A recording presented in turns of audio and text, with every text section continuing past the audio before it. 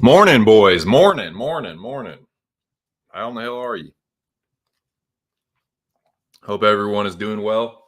It is Friday. It is December 15th. It is 2023.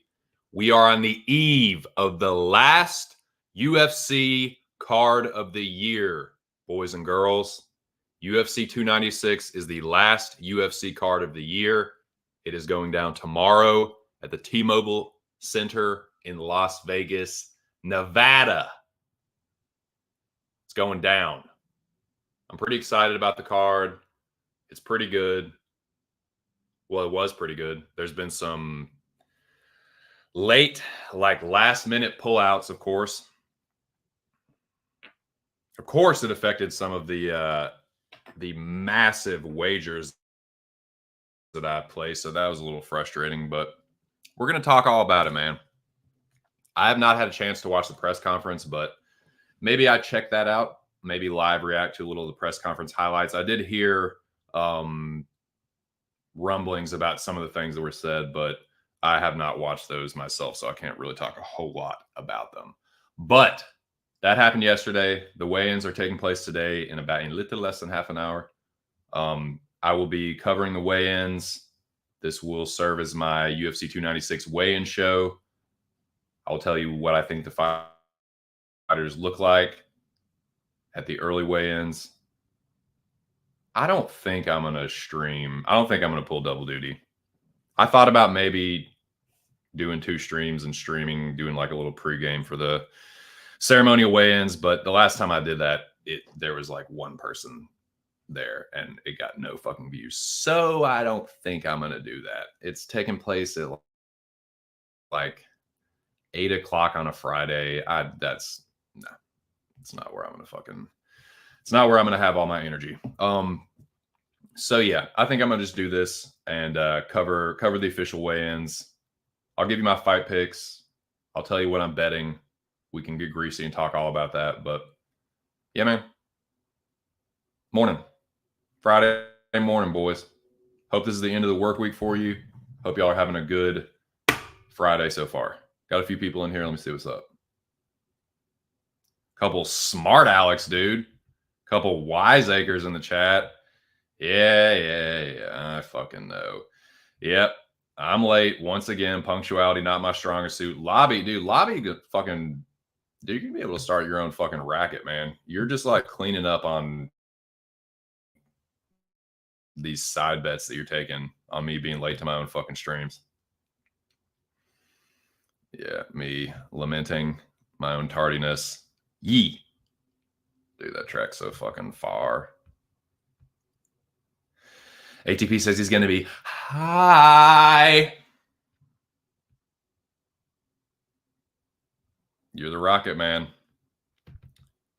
Burning out your fuse up there alone. If you only play the audio, if I only play the audio, what? Of the weigh-ins? Yeah, hell, probably could. Or are you saying I don't know what that's referring to, but if you're talking about the weigh-ins, I guess I could probably play the audio, but nah.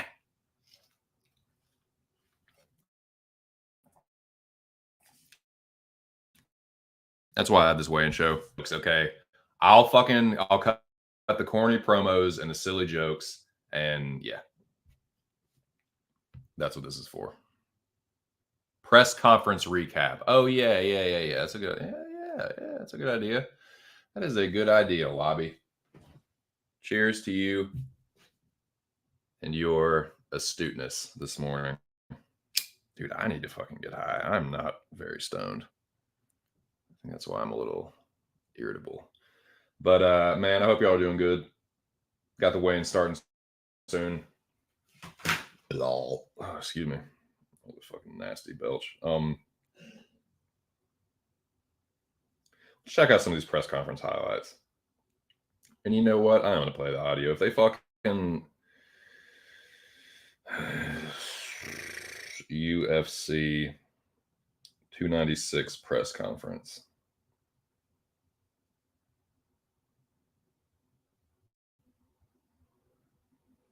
Press conference highlights. Yeah, I heard Colby was taking low blows at Leon about his dad dying or something, or being something like that.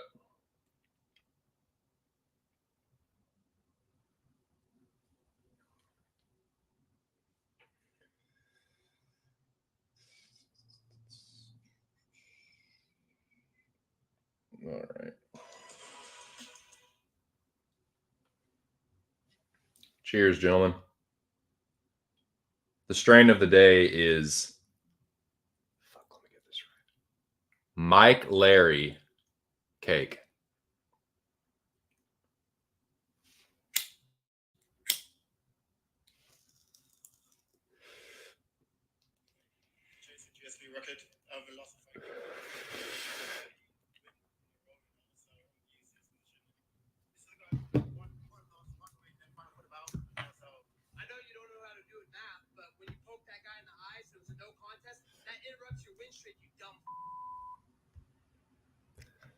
Man, Colby really is a try hard with his trash talk.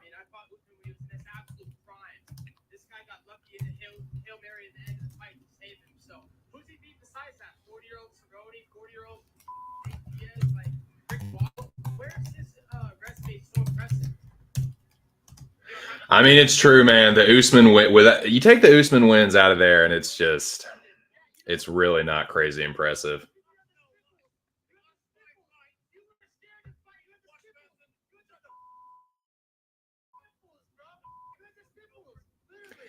Colby, I've always thought Colby's trash talk is really rehearsed and cringy, and I just don't think he's that. I think he's an overrated trash talker.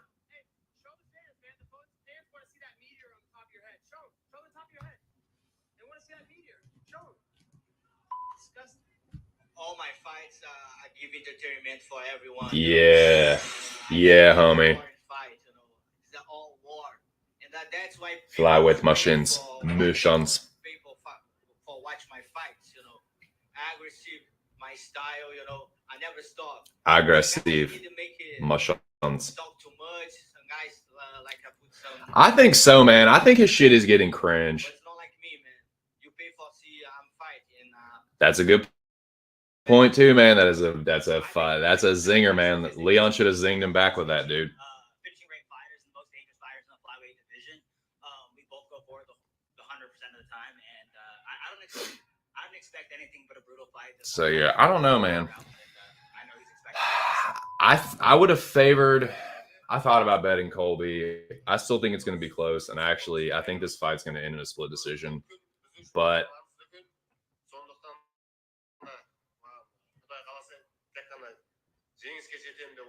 Shaft Cat saying something in Kazakhstan. Celebration for us in Kazakhstan. For make benefit the glorious nation of Kazakhstan. Yeah, man. Let's fucking see if I can get to the not personal. I just got to teach this kid a little All right, the Ninja Turtle. Fucking Ninja Turtle. He's gonna have the real make his face a ketchup sandwich. We're definitely going to talk about this fight before it's all said and done. Number one, are you pretty scared of turning with David, or is this another fight? It was just cardio, baby. It was just cardio. Another fight. No You know what I mean? MMA Just training. another fight. Like, anyone can go and do that. It was just cardio, baby. That was it. It was just cardio. You heard him? We're Still lose fighting, this situation you for know what I mean? Yes, I put nothing me came on from the here. mat. Absolutely nothing. Nothing. I don't think Colby's a bad bet. I just. Me? Lost. Whatever. I'm just kind of looking at Usman, like the last fight that Usman had with Leon. I actually thought it was a lot closer than the scores indicated. I thought you could have made a strong case for that being a draw, and I think it could have ended up a draw if it wasn't in London. But Usman just looked a little bit past it. I think we could see Colby maybe looking a little bit past it here. Not like washed, but like not the Colby that fought Usman the first time. And I think that's what people like. I think in some people's heads, like, let's see, what was that? I didn't catch the fucking.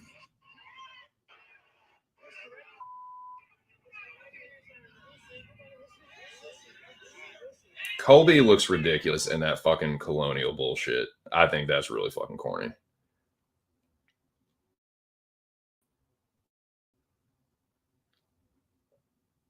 Okay, here's the trash talk.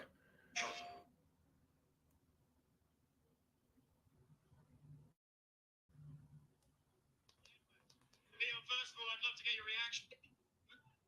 No, it's a way easier fight than Usman. I mean, Okay, here. did you graduate elementary school? No, you didn't. For all the people out there, how many of you guys have fucked Ian Gary's wife? Oh man! Wow.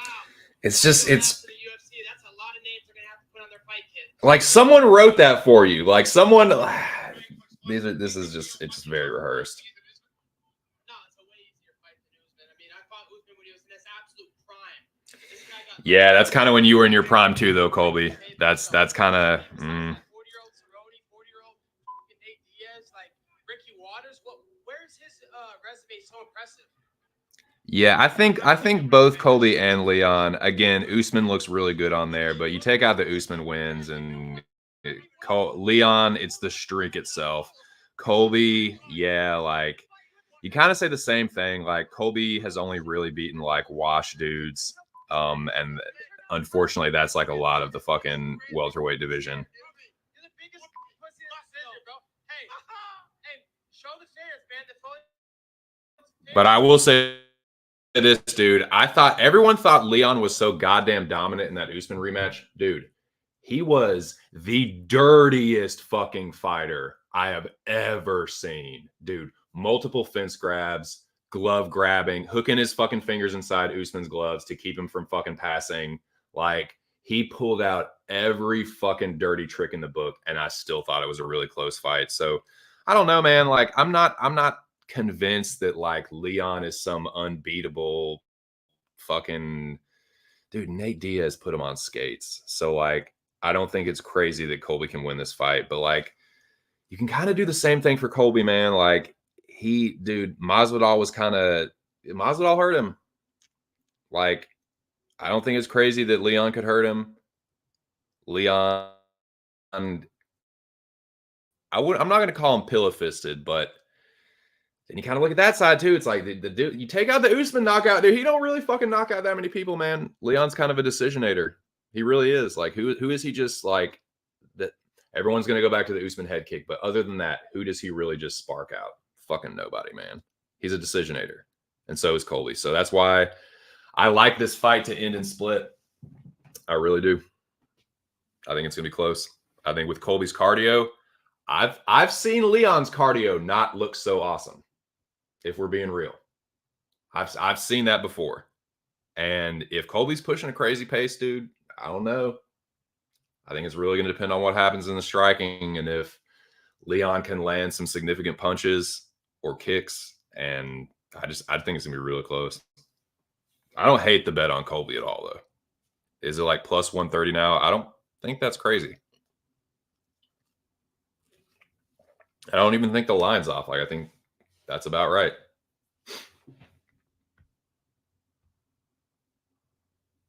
But yeah, I'm still trying to find that fucking part where he's talking shit about his dad. So nice. I gotta ask the same question again. Him and his dad drive around in a van with no windows, and they lure kids into the bus with candy and karate, and they tell them, "Let's go back to the dojo." Oh, so he's making fucking diddler jokes about Wonder Boy. All right, I got you. Hey, I gotta be honest. Steven shouldn't be on. But man, so you have other welterweights. I'm the A side of this fight. They didn't come to see anybody else. I don't care who's on my prelims. Why would I care about who's on my prelims? I'm focused on Mumble Mouth. The most impressive thing about Mumble Mouth is that he has a list. I'm the main event, dog. I'm more American than you, homie. Sit back. Wow, this Benedict Arnold motherfucker. Damn, Tony, I was rooting for you. You know, I like America. You know, I'm still going to root for you, even if you're an American douchebag. But just don't go out there and lose 7 fights in a row, bro. Oh, homie, you know what? You're in my weight class. Fuck your dad, brother. You're in my weight class, kid. So you're next. Kid, you're in the easiest weight class in the UFC. What are you talking about? 14-2 most knockouts, bitch. 6-fight losing streak, bitch. 155. Yeah, bum, because you can't come to a you know, he's the premier division of the UFC. Hey, get your sack out of your mouth, bro. You got anything else, though?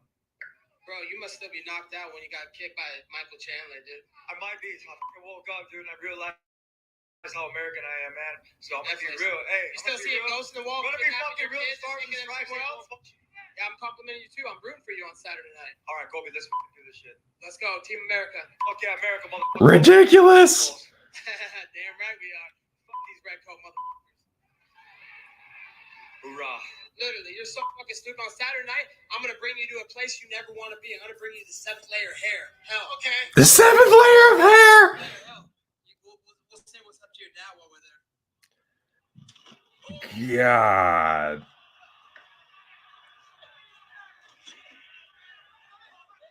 God damn.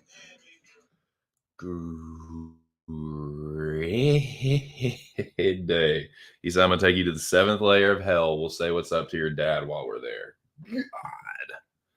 Lord have mercy. That is official UFC audio from the press conference. I claim fair use. And yeah, that's from the UFC YouTube channel. Colby's pretty cringe, man. His trash talk is pretty cringe. I gotta say. That was, god damn, dude. I mean, to a certain extent, he's got to do that shit. He's like, Colby is not an incredibly exciting fighter. He just never really has been. I think his best performance was the first fight against Usman when he got knocked out. I think that was the closest that he's been. And I don't know, man. I can see a world where Colby wins, but I don't know, dude. I don't know, man. Leon just kind of, I don't know. I keep going back to that second Usman fight, and Leon was kind of getting grapple fucked a little bit, and then he was cheating to fucking keep himself from getting in a bad spot. Kept grabbing the fence, kept fucking hooking Usman's gloves, just doing all kinds of dirty shit, man. Nut strikes, fucking eye posts, like Leon. You can call Usman a dirty fighter all you want. That's fine. I'm not gonna like push back too much, but like, you better throw Leon in that same boat because he's a dirty ass motherfucker. Now, is that going to play a role in this fight? Are we going to see fucking Leon grabbing the cage multiple times to prevent Covington takedowns? I don't know. What do y'all think?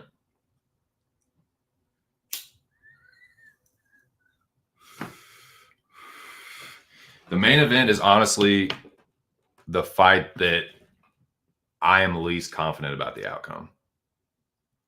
I think it is going to end in a split, but I don't know who's getting it. Who knows, man? Maybe we see a dominant performance from one of them, but I just think it's going to be with Colby and his style and Leon and his style, it has split written all over it to me. Leon doesn't knock out that many people, and neither does Colby, and both of them have pretty fucking good cardio. I don't know, man. I think it's going to the cards. I think it's going to be a lot. I think a lot of it's going to take place on the feet. And it's going to kind of be volume versus clean technique. Like I said, none of them have a ton of power. Neither of them really. I'd say if I have to give the power edge to anyone, probably Leon. But again, man, you take that Usman head kick out, and he's a fucking decisionator, dude. Again, I think you can make a case that was a draw in the last one. So he doesn't always like, unless it's someone that he's like clearly better than, when it's other elite fighters, he kind of fights close, dude. I said the Usman head kick notwithstanding, but even in that fight, dude, he was getting his ass beat. He was getting grapple fucked.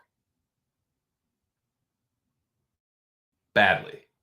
Like Usman that was like, had Leon even won a round before that head kick? So yeah, I don't know, man. It's a different fight.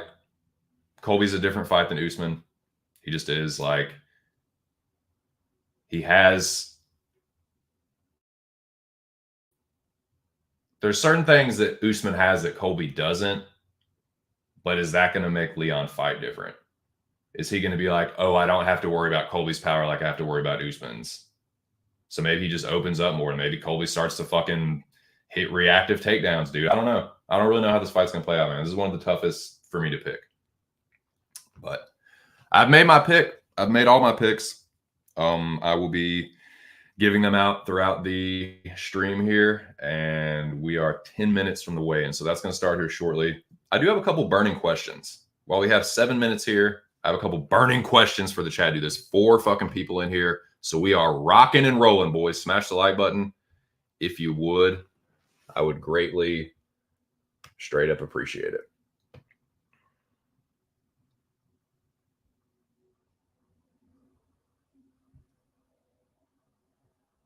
Yeah, man. Shout out to my dude, Aaron the Puppy.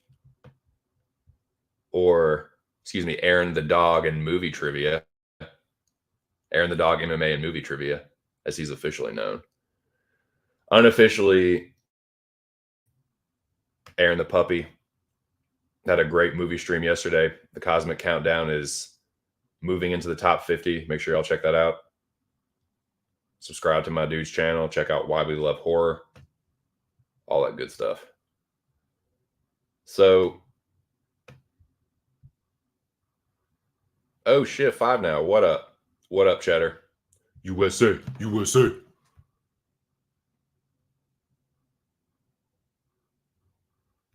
Nice.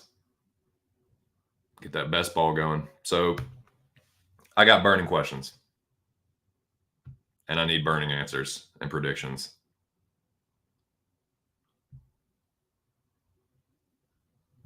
If I can find the fucking banner. I don't have many. But what do y'all think the fight of the night is going to be? The fight of the night and the snoozer of the night will be which fights? Fill in the blank. This first one's easy. Well, maybe not so much. It's not always easy to pick those. They're not always what you think they're going to be.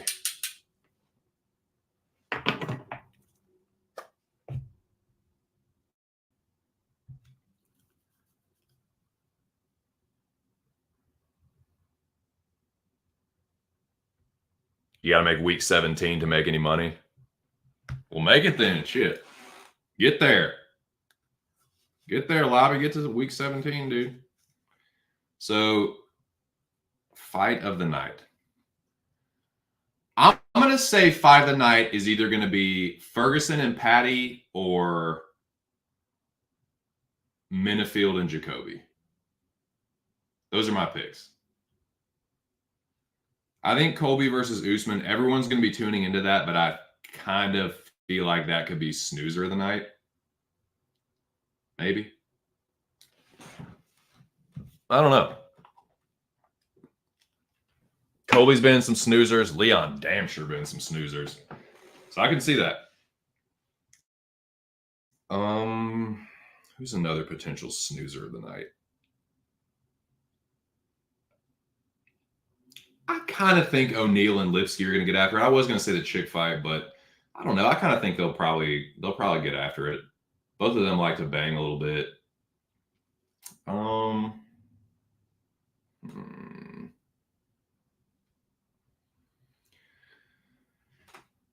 If Wonder Boy is having his way in the Shavkat fight, I could see that being a bit of a snoozer.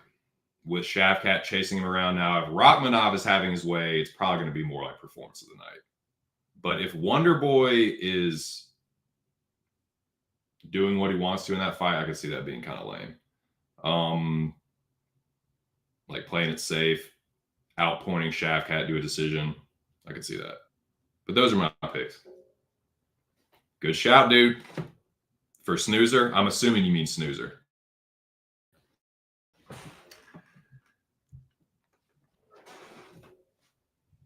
Potential. I'm going to say potential. You know what a big fucking Pantoja stan I am, so I'm more of the that's going to be performance of the night for Pantoja mentality, but Royval does bring it. There's a chance that he could be more competitive in this fight than he was in the first one, considering how much is on the line. So I don't know, man. I guess it depends on how Brandon approaches the fight. Pantoja has a ton of experience and a lot of 5-round experience, so I'm not really worried about where his mind's at. He's fought tougher fighters than Royval. He's beaten Royval before, finished him. And I've seen what Pantoja does in rematches to other dudes he's beaten before. So, yeah, Pantoja usually does well in rematches. I don't really see Royval. I guess he could be more competitive, but I think Pantoja will probably finish him again, honestly. Maybe decision. Maybe Royval hangs tough, but I don't know, man. He's kind of a killer be killed fighter. He's not like the most durable dude, and he definitely doesn't fight the smartest. So I don't know, man. I kind of think for Royval, his best chance is to kind of just do what he does, man. Just go for fucking broke and like hope to fucking catch lightning in a jar. I don't think he's gonna fucking outpoint Pantoja. I know who the tougher guy is. I know who hits harder. All of Royval's wins are kind of fluky to me, honestly. The only way I could see it happening is if he clips Pantoja, but Alessandro is so fucking tough. I think this is just another dominant victory from the Cannibal, but we'll see. Booty and Gaziev for the snoozer. I think it's going to be terrible for one guy and awesome for another. And I will get to that here in a second. But potentially, yeah. If Booty's having his way, pushing Gaziev up against the fence, yeah, you can just take a little cat nap right there. But we'll see, man. Only one way to find out. But yeah, as these weigh-ins start here, let me get your most confident favorite, your L word of the night, and who's your favorite dog? Those are the other questions I have while I fire this thing up.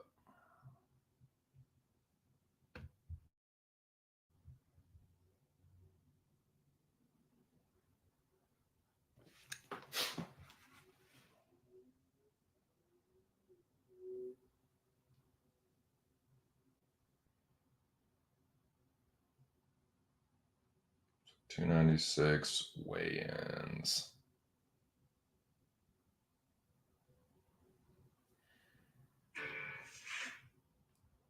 Who we got?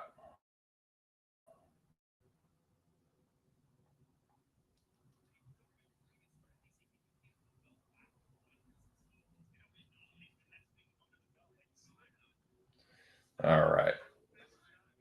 Here we go. Royval is up to the stage first. Let's see what he looks like.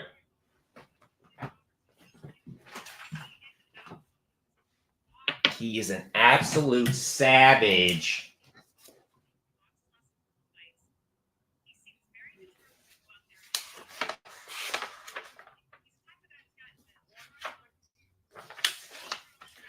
124.5. I think he looks a little rough, looking a little sucked. He's a big flyweight, though, so that's not really surprising. Royval, 124.5, looking a little rough to me. I just don't give a fuck about the audio anymore. If you want to fucking find me and, like, flag me for this little bitty tiny channel, dude, just go fuck yourselves. So, yeah, I got Lipsky up next.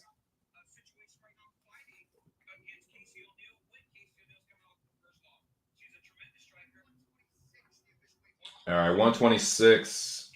She looks okay. She looks pretty good. 126 for Lipsky. Yeah, totally, bro. Ian Gary, bro. Carol Hosa. And what's she looking like? Doesn't look too bad.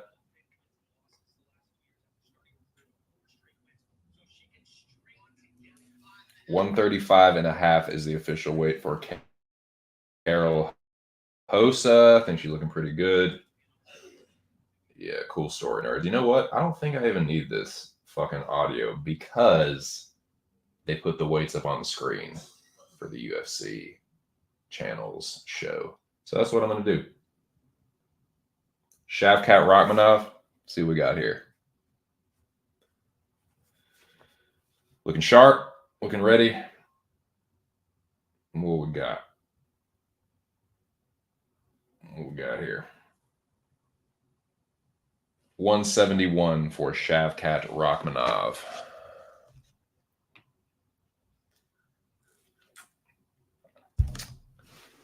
Who we got next?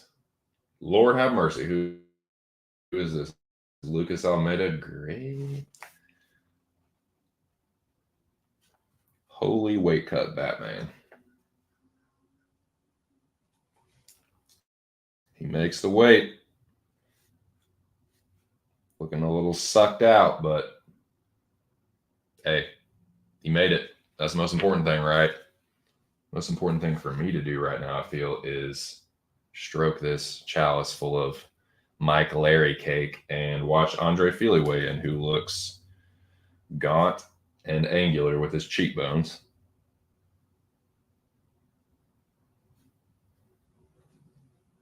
But it looks like he's made the weight.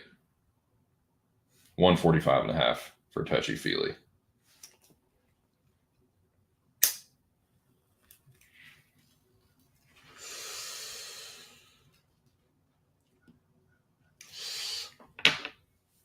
Let's fucking go, baby. Atomic Alonso. Let's have it.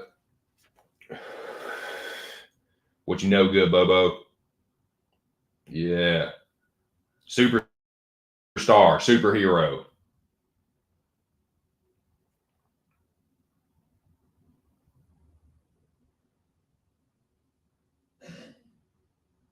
Alonso looking trim and fit. 204.5. Looking a little slim down, if I'm honest. Looking a little, looking a little more slim. Look like he trimmed off a little of the little baby fat there. Looking good. We got Josh Emmett next. Nomak from Blade 2. Underrated villain. Is he even a villain though? Yeah, Emmett always looks a little rough on the scale. Not as bad as I've ever seen him though. Like I've seen him look worse, but he makes the weight 146. Looks like we have the Queen of Violence, I believe. Oh no, this is the King. We got the King, King Casey. So girl. So girl.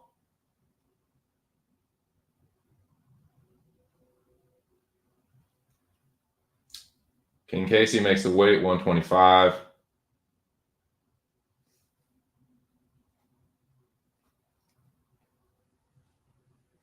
Patrick Pimblett. All right. What is Patty weighing? Patty looking a little rough.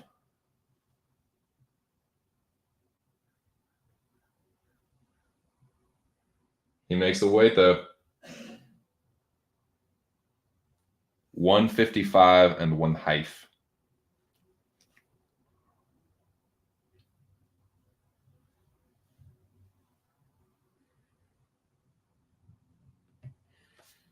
We got here Kelleher, aka the best rapper in the UFC. He is the best freestyle in the UFC. I don't give a shit what anyone says.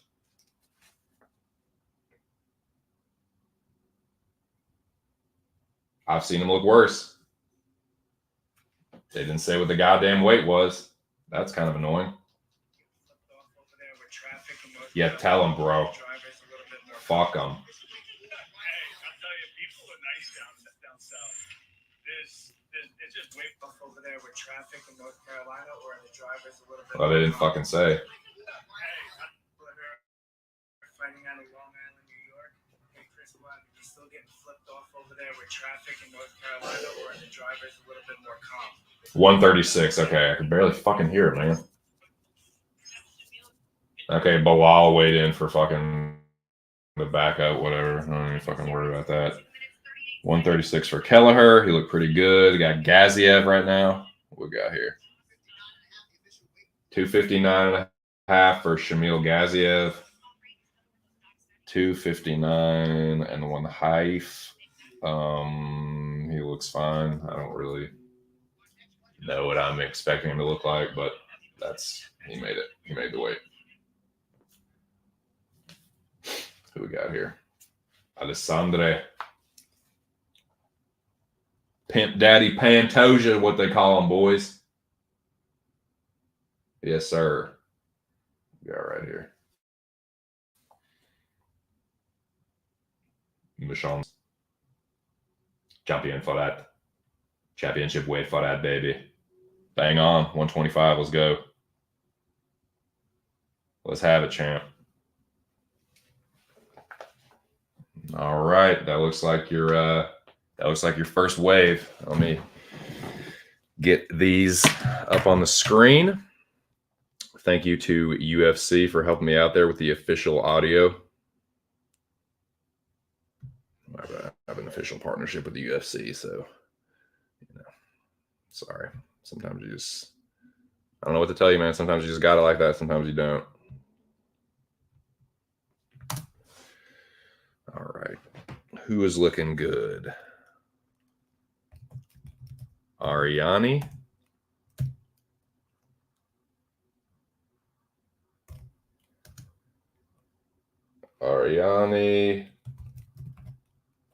Carol. I go up to Carol's office and I say, Carol.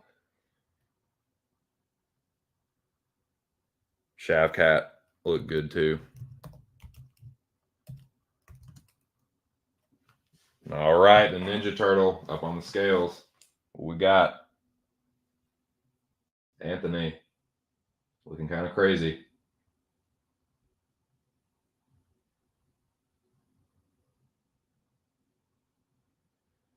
I mean, what do you say about him? Does he look good? Does he not look good? I don't fucking know. I'm not picking him. It don't matter. I think Patty's going to win. But, I mean, I guess he looks all right. He's a fucking 40-year-old dude who's been through a lot of things. And, yeah. I mean, say he looks like shit, that's fine. If you say he doesn't, that's cool too. Okay. Shavkat. Let's see where we at. Alonzo. Thought looked pretty good.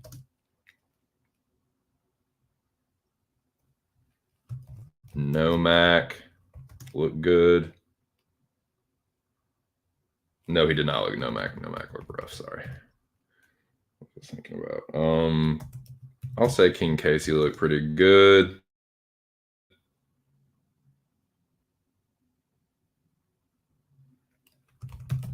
As did B-Rad.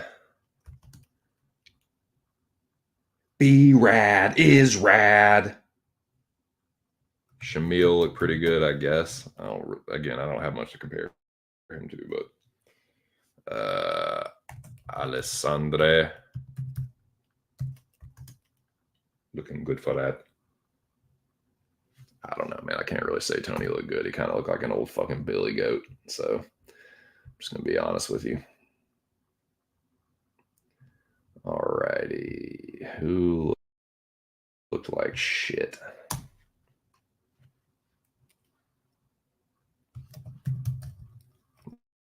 Brandon.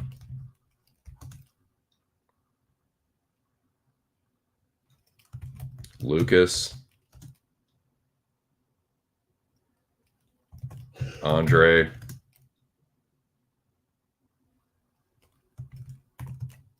Nomak.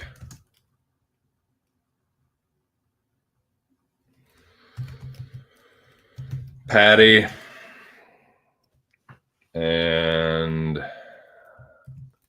Tony. Looked rough to me.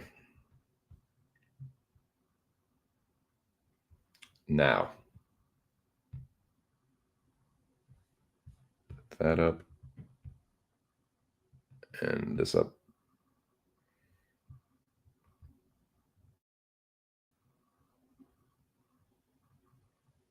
So this is who I think is looking pretty good so far. Most everyone will look a lot better at the ceremonial weigh-ins. Got about 8 hours to rehydrate between now and then. So again, I'm not expecting people to look all skeletal and gaunt and shit at 8 o'clock, but I guess you could pay attention to the dudes that did look rough and see how well they've rehydrated. If that's the kind of thing you pay close attention to. It's not something that really affects my picks or bets. I do it all beforehand. But yeah, if you were trying to get something out of it like that, I'd say pay attention to people that you think look rough on the official weigh-ins. See how they've rehydrated. Are they still looking like shit? I don't know. Anyways.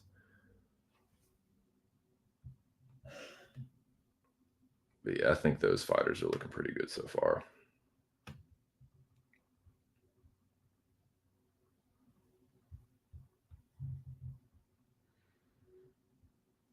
The following look like they're struggling a little bit. A little bit of a struggle bus over here. But let me get the official weigh-ins up. Official weigh-in results, rather. Royval,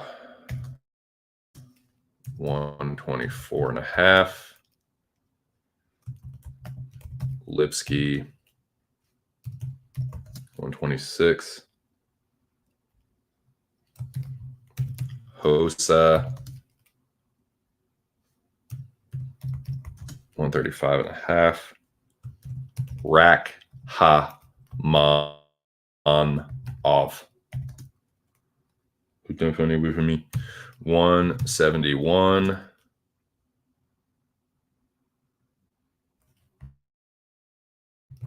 Almeida, 146. Touchy, 145 and whoosh, 1 half. Minifield, the monster, weighed in at a trim 204 and 1 half.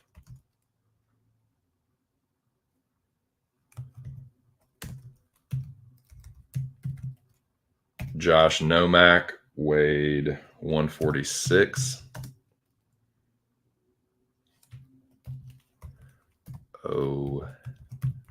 Neil, 125. Pimblet weighed 155.5.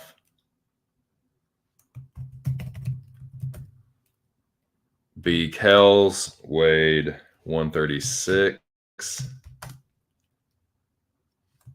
Shamil Gaziev Farat weighing 259. That's a big boy. 259.5. Pantoja the Pimp, 125. And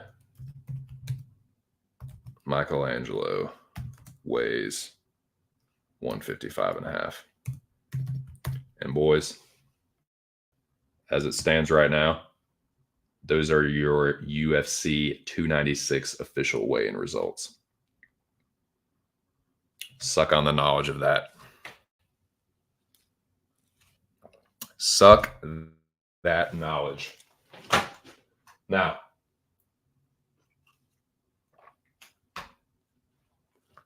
shut up, Laura. You better stop being so much of a goddamn blonde bimbo. That ain't happening, so I don't know what to tell you.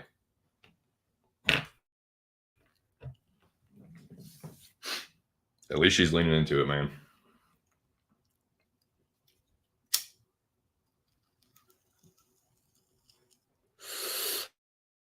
Now, which fights do y'all want to talk about, dude? We got all these fucking big ass fights, this huge fight card. Which fights are y'all pumped about, dude? What are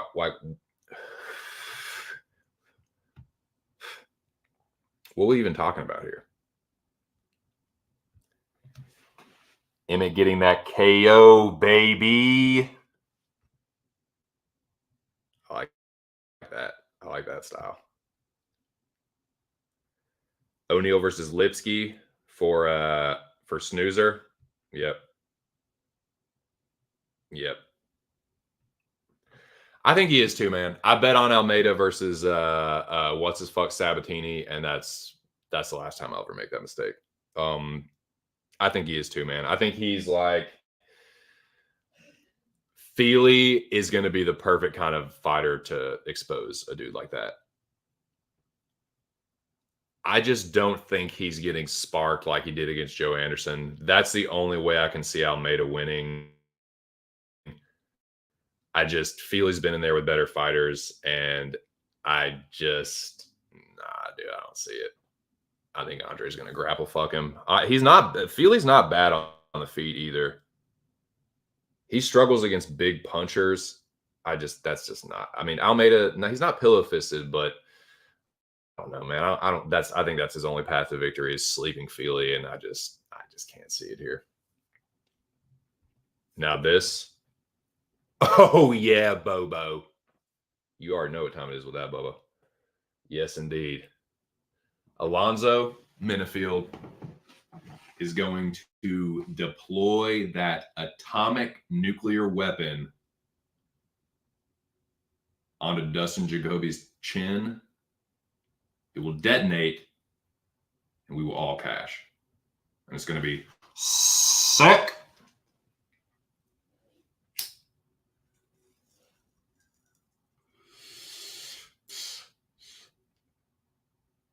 This is what happens when Jacoby gets in fights with these bruisers. He'll have the volume. He'll be jabbing Alonzo up, jabbing him, maybe hit him with a 1-2. Maybe Alonzo gets wobbled a little bit. But sooner or later, either round one, probably round 1, round 2, maybe round 3, Alonzo's going to clip him. Dustin Jacoby's a good fighter. He's a dude that I've backed for a long time. But I just can't anymore, dude. He just will not put a stamp on these fights that are there for him to win. And I've just seen what happens too many times when he gets in there with big punchers. He wants to stand at boxing range and kickbox with him. I don't think he has great distance management. I used to think he did, but he doesn't. He starts off the fight and he'll be at the right range, but then he'll just want to keep pressing forward and stand right in boxing range. And when he does that with Menifield, he's going to get fucking chinned. So let's fucking go.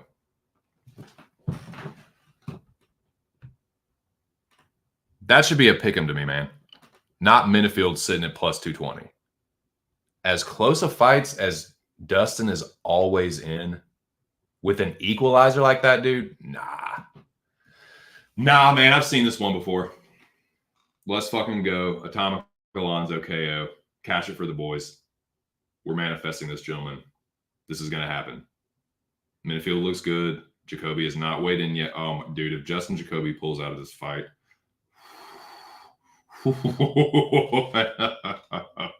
I'm going to be a fucking Jacobin Mugatu, dude. I'm going to be a fucking hot little potato.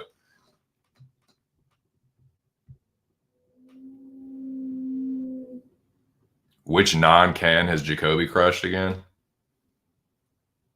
Refresh my memory of that. What's up, Noah? Fair enough.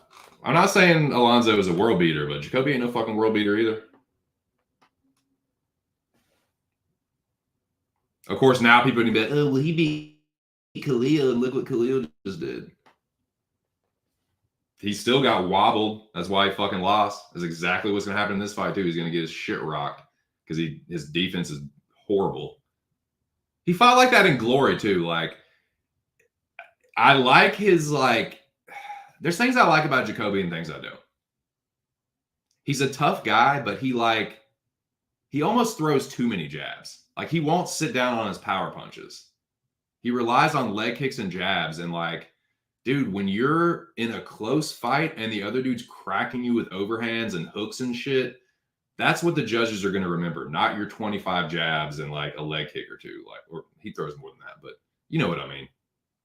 They're just, the judges are just favoring big moments anymore, usually, unless there's a narrative they're pushing. And what narrative is there to push with Jacoby? You know what I mean? So, yeah, I think Alonso can steal a decision, but I think he's gonna fucking knock Jacoby out, dude. Dustin's been pretty tough, but he's been put down before, and I think it's gonna happen again. Alonso throws the kind of punches that usually hurt Jacoby. But best of luck if you're on the other side. Like I said, I like the Hanyak, but I can't back him anymore. Not against this style of fighter. They're pretty much the same age. Alonso is a little bit older, but yeah, I don't know, man. But yeah, you look at his fucking record. Grishin, Stewart, John Allen, Olasechek's okay. Dao and Jung, that's not aging very well at all. I mean, Kennedy. Yeah, Kennedy's a good win. For sure. But again, that's the guy that also got fucking elbowed by Dao and Jung. So, like, it's a little bit of a circle jerk. And who's Kennedy beating again? Olberg looks good, but Roberson, Kutalaba, Clark, yeah. That ain't fucking, hey, ain't none of that as good as a Paul Craig knockout, if you ask me. So, you know, we're fucking splitting hairs here, Donnie. Am I wrong? Theodore Herzl, dude. If you will, dude, it is no dream. Nation of Israel. What the fuck are you talking about, man? I'm talking about the fucking dog.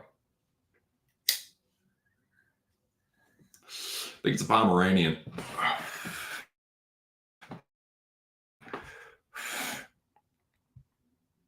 We'll see.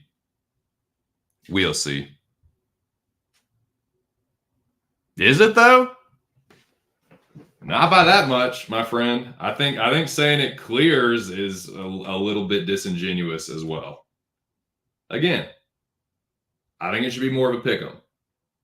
Not saying it's crazy that Minifield should be the underdog, but plus 220? I don't know, man. I don't think so.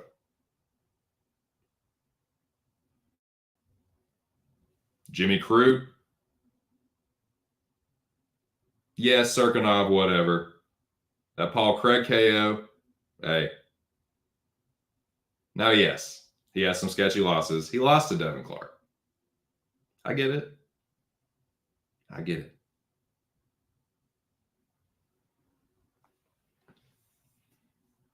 But I'll take the Jimmy Crute and the Paul Craig win. And I think that stands up to fucking Kennedy and stands up to a dude that got fucking elbow smoked by Da-Un Jung. Yeah, he's fucking doing good in the UFC. Nah, man, it's. I don't think either one is like head and shoulders above the other, which is why I think it should be a pick'em. Which is why, because Alonso's plus 220. You know, that's what I'm saying. Hey, I get it. There's arguments to be made. I'm not saying Jacoby's a crazy pick, but yeah, give me the plus 220 dog there. For sure. Best of luck to you, though.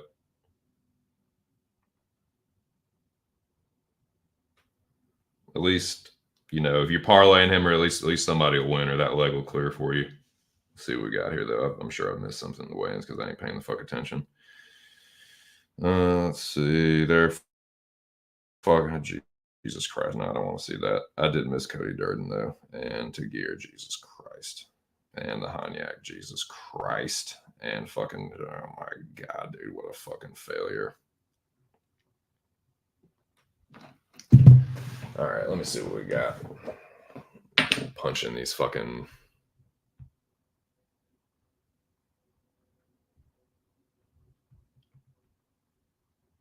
I'll see that, and I'll raise you Chris Camozzi. Although I do like Chris Camozzi, he is certainly a jabron.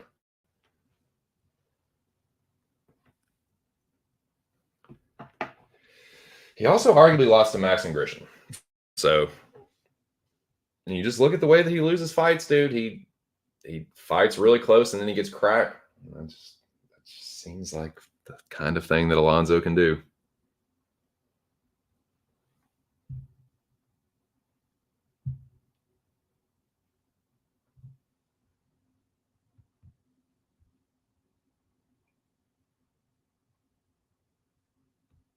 Wada? I mean, in fairness, Knight was a little while ago too. Not 10 years, but you know what I'm saying. All right, here we go. Booty. Booty, rocking ever will.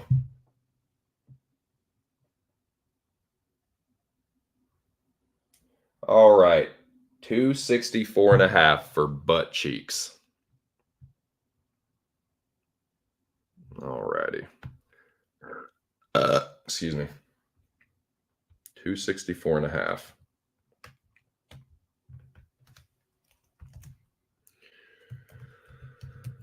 Booty, 264.5. He looked okay, though, for a fucking tub. Jacoby looks fit. He usually does look pretty good on the scales.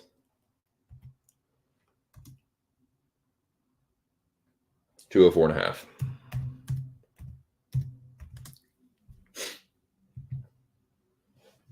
Tagir, the Daggy Runt.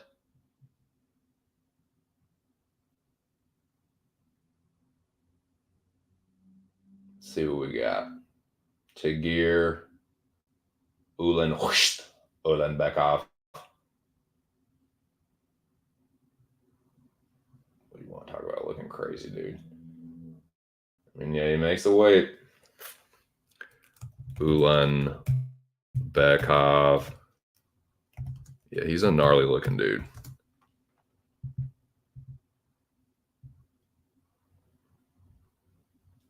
Cody Durden. See what we got.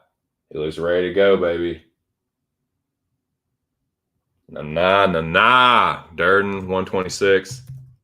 I mean, I can't say Tagir looks bad, but Durden looking ready to go. All right, let's see. Brandon Royval, this fucking literally a Christmas elf looking motherfucker. God, get that fucking hat off, dude. God almighty, these fucking cheese dicks. Unreal. Okay, so yeah, I think we're caught up, right? I think we're caught up. Now, let's talk some fights. We're going to get greasy here in a second and talk about gambling. But let's talk about some fucking fights, dude. What fights do y'all want to talk about? What takes do you just want to fucking let me know will happen? Crute would beat Jacoby. I think Jimmy would put hands on him. I think I'd be very competitive on the feet. Crute is as lethal as Caitlin Chikagan. I mean, Jacoby. Yeah. He one-punched Daeun Jung, and he is just... And Kennedy, who does not have a great chin. Like Kennedy's another dude where, like, yeah, that win looks good on paper. because he beat Olberg, but dude, he got smoked by Da Un-jung through his guard, and he almost got beat by Kutalaba. He had to come back in that fight. I know because I fucking bet him, and Kennedy ended up giving me a winning night, and I just sweat my fucking taint off to get there. So yeah, Kennedy is kind of chinny, dude. I mean, yeah, Alonzo been knocked out before too. So, hey, Jacoby has too, though. Jacoby has too. Been knocked out in kickboxing and MMA. So he doesn't have a super great chin himself. He does not wear facial damage very well. And Alonzo fucking cracks. So yeah, give me the fucking dog at plus 220. Like, whoa.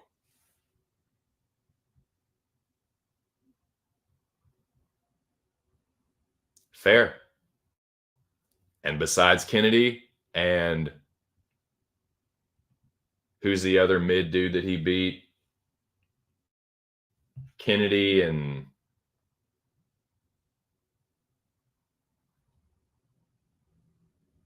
that's it. That's it, bruh. Kennedy. Unless you count Olasechek, an unranked jobber, you know? Who, other than that, other than fucking Kennedy, who's Jacoby beat? You know? Darren Stewart. John Allen. Split over Kutalaba. Okay. Got fucking slumped by King Mo. Choked by John Salter. Okay. All right. Okay. All right. Give me the dog, dude. Ain't neither one of them a damn world beater. I know Jacoby ain't. And Alonzo can fucking crack. So get along, little doggy. Let's fucking go.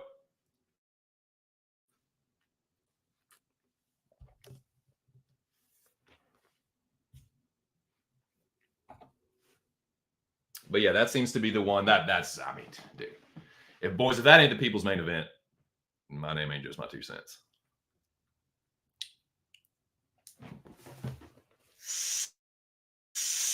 It's all we've been fucking done. What other fight have we been talking about? None of them. There are some other fights though. Well, let's get contentious on another one. What's another fight where I want to get into it with Aaron the dog now too. Aaron, what fight can you think of a fight offhand where we're on the other side? Where I can maybe get Noah on my side. So like me and Aaron have teamed up on Noah now. And I want to see if I can get Noah to team up with me against Aaron. Let's see. For shits and gigs. I don't know off the top of my head. Well, I did make I don't know. I did make a certain bet. I don't know if Aaron has bet the other way. But that could be interesting to talk about. We touched on the main event, touched on the co-main. Haven't talked a lot about Shavkat and Wonderboy. Shavkat is certainly the rightful favorite. The line is a little wide. It has gotten pretty wide. The last time I looked at it, Wonderboy was like plus 450. I don't know that Wonderboy is a plus 450 against anybody. Shavkat is the rightful favorite. Let me say that again. If he grapples, Wonderboy's probably in a lot of trouble. On the feet, though, I still think Thompson is the better striker. Shavkat hits harder, but I don't know, man. I can see a world where Wonderboy greases out a decision. I don't know, man. It's the line's just weird. The line's weird. And you know what, boys? I have an announcement to make. I have a little thing to tell you.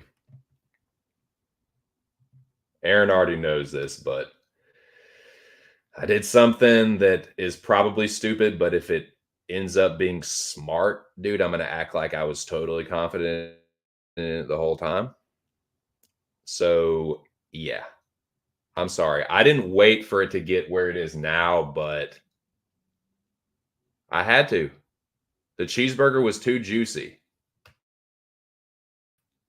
It was just staring me right in my dumbass face. And if it's a trap, yeah, I'm about to be hanging upside down by my fucking foot. But I don't know, dude. Who the fuck is Shavkat beat? For real. Who's he beat? Carlton Harris? Magny? Who? Again, he should be the favorite, but I think he should be more like a minus 350 favorite, minus 400, minus 450, not minus 700 or whatever the fuck he is now. I think that's a little insane. Hey, he could go out there, thump Wonder Boy. Thompson doesn't have the best chin in the world. He could go out there and starch him. He could fucking take him down, ragdoll him. He's not the best grappler in the world. But if it's a fucking kickboxing match, yeah. I like being on the Thompson side in a kickboxing match against the dude who I don't really think has the best footwork. Aaron had mentioned that to me earlier in the week, and I agree with that. I don't think his footwork is that great. I don't think that his shot selection isn't always the best. I don't think he's like always the most accurate. He does find a way to hit the home run, though. So, like, it's not my heaviest bet. In fact, of all the dogs that I have bet, I bet the least on Thompson, but it's also like the best odds. So fuck it, dude. It's the last card of the year. USA, USA. I know All-American Karate Do. Kempo Karate Do. Let's fucking go, dude. South Kakalaka Karate Do. Us.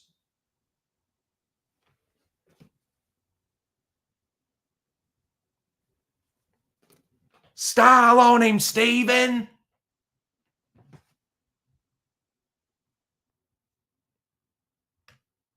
So, yeah, I did a thing.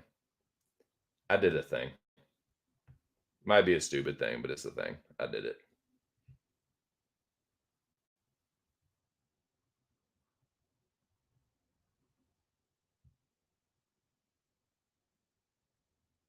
Definitely not laying chalk on Shavkat. Just don't see him with Bilal game plan.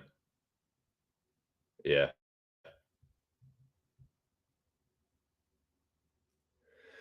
Tagir, easy money, father plan.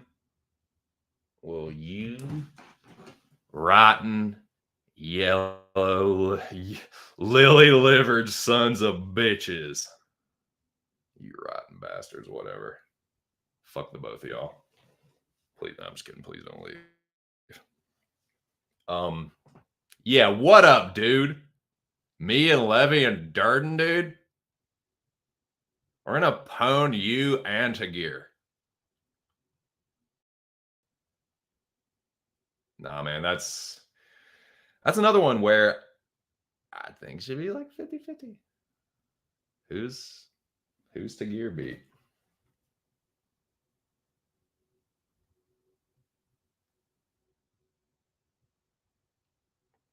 Motherfucker lost to Zalgus.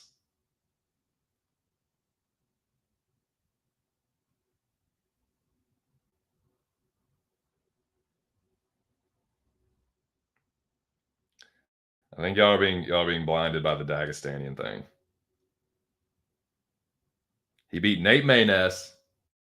Fair play. Nate's a good win. But hold up. Because I'm not saying it was either of y'all, Brages. But people love to shit on Nate Maynes.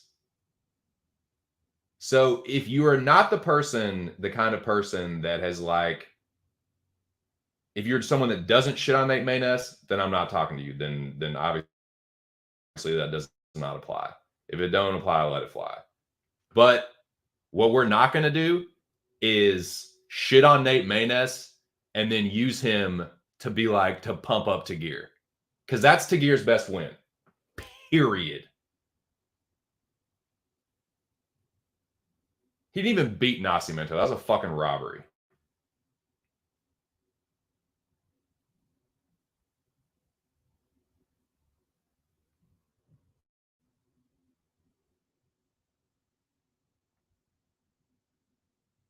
Nascimento ain't shit neither. Motherfucker ain't beat nobody. Carlos Hernandez, get the fuck out of here, dude. So yeah, Tagir ain't beat nobody neither.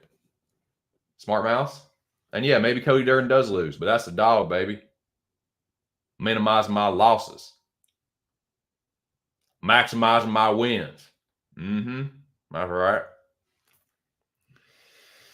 Don't bring that up, Aaron, because that's a very, very strong argument in your favor. So just don't do that. No, that's because that's doesn't look good for my argument. So just leave that out of there.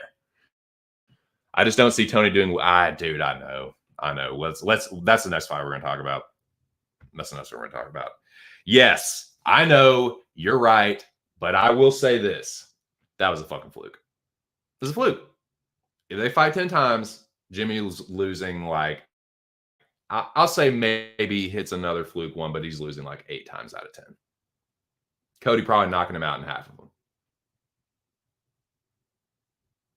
So yeah, another one where it's like, Cody doesn't have the best resume in the world, but he's on a little win streak, got some momentum. Tagir, I'm sorry. He is on a 1-fight win streak. That ain't even a fucking streak. He ain't even strung 2 fucking wins together. And he's the favorite. Why? Because he's from Dagestan? All right, we'll see what's up. We'll see. We'll see.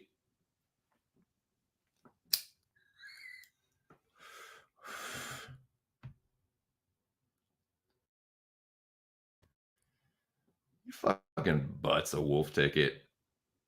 You're facing your butt are wolf tickets, dude. Bum, yeah, whatever, dude. Whatever, fucking whatever. Noah, dude, you think you're all fucking cool because you're from Texas, dude? Whatever, man. It is pretty cool. Whatever, dude. Fuck the both of y'all. Nah, we'll see, man. That's a good fight. That's one of the better fights. And why is that isn't that on the early prelims? Why is that not headlining the prelims? What's that?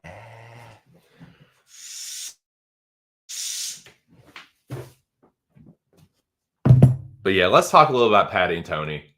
I feel like that's a fight that hasn't gotten a lot of shine or a lot of love. I feel like it's one that's kind of being lost in the sauce a little bit because of Colby's antics, and it's a pretty big card. There's some pretty big names on it, so a lot of people are talking about the co-main event, the main event, Shavkat Wonder Boy. So yeah, I feel like these are actually 2 big names that would be talked about. Like if they were the headliners and this was a fight night card, I mean, that's all we'd be talking about. But let's talk about it, man. Let's talk about Tony versus Paddy. Again, dude, if it was like a few years ago, I think Tony probably beats him, honestly.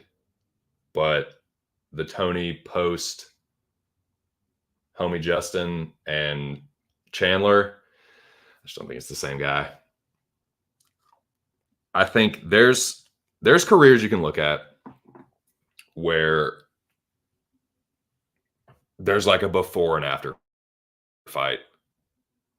Like the dude just isn't the same after this one fight. I think you can look at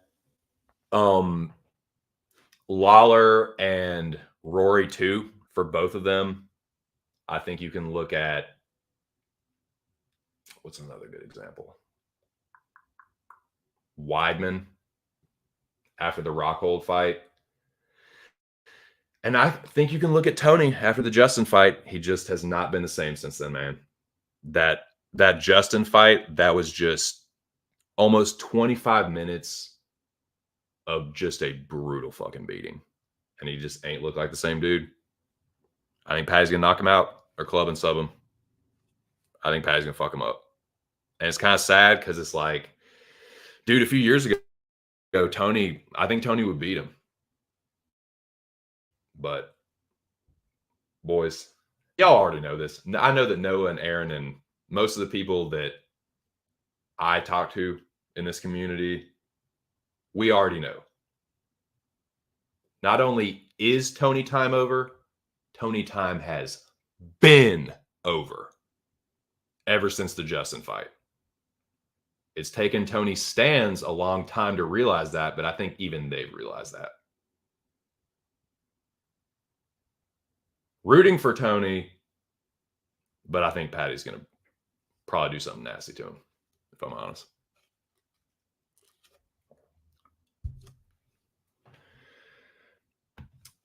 Dude, I don't hate that. And I haven't heard a lot of people mention that, but that's a bet that I considered earlier this week too. Good shout, dude.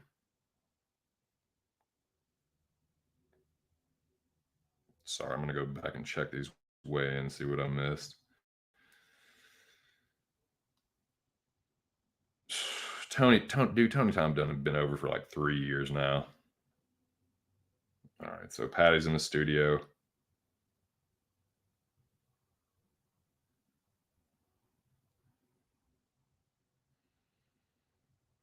All right, I missed Wonder Boy, Garbrandt, and who? Wonder Boy, Garbrandt, and Colby. God, Royval looks terrible.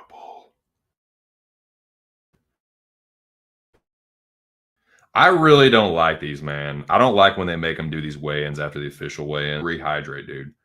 No one wants to go up there and watch them literally in a like state of almost like needing medical assistance and drag them up there to field corny ass questions from these cheese dicks. I think it's really, really cringy. All right, Colby. Let's see what we got. Colby looks good.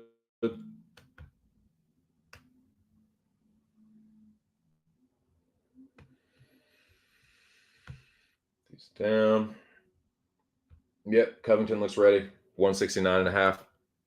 I don't think Colby cuts a shit ton. I think he's kind of close to a natural welterweight, honestly. Covington 169.5. But he's getting another title shot. This is his what, third? Is he going Ofer? All right. Cody Garbrandt looks good though. I'll say. I've seen him look a lot worse. Makes it 136. Garbrandt 136. And Wonder Boy. Colby tried to put that fucking Chomo jacket on him, dude. That's fucked up. I mean, he laughed it off, and dude, that's fucked up, dude. You could kill for that somewhere else, Colby. That's fucked up, man. All right, so Thompson 171.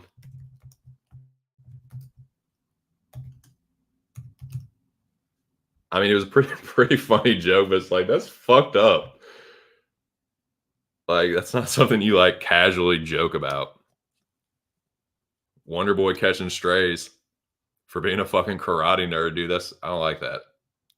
I feel like I'm being attacked. I feel like that's attacking karatekas everywhere, dude. Kind of felt that one a little bit. I feel like that's attacking traditional martial artists everywhere. I know Aaron's not going to stand for that, and I certainly won't. Colby, you fucking right-wing piece of shit. Now, anyways, what were we talking about? I don't know, dude. Some fights, some UFC shit. I don't fucking know. But these are your official weigh-in results. That's what I do know. And I will say that. Who do we have looking sharp? Alessandro. Let me see where we're at with the results. Kelleher looked good. Gaziev, Pantoja looked good. Tony did not. Budai looked good. Okay. Alessandre, Martin, Dustin,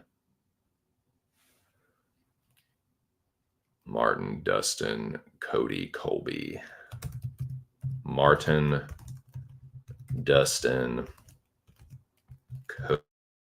Cody, Colby.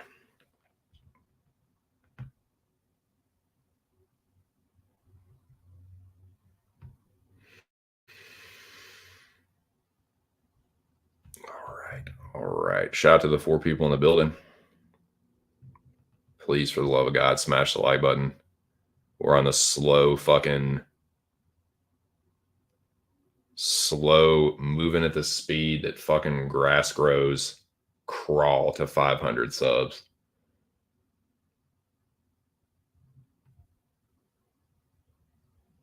Please, anyone that you think might have an authentic, like YouTube account, for the love of God, please tell them to subscribe to my channel.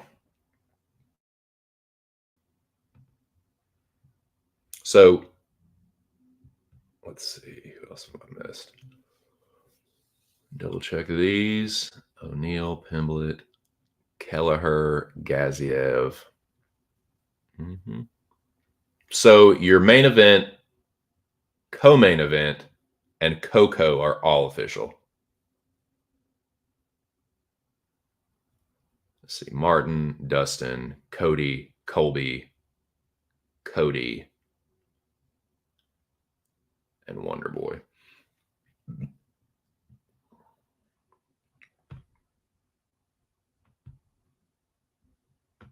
Colby, Cody, Wonder Boy.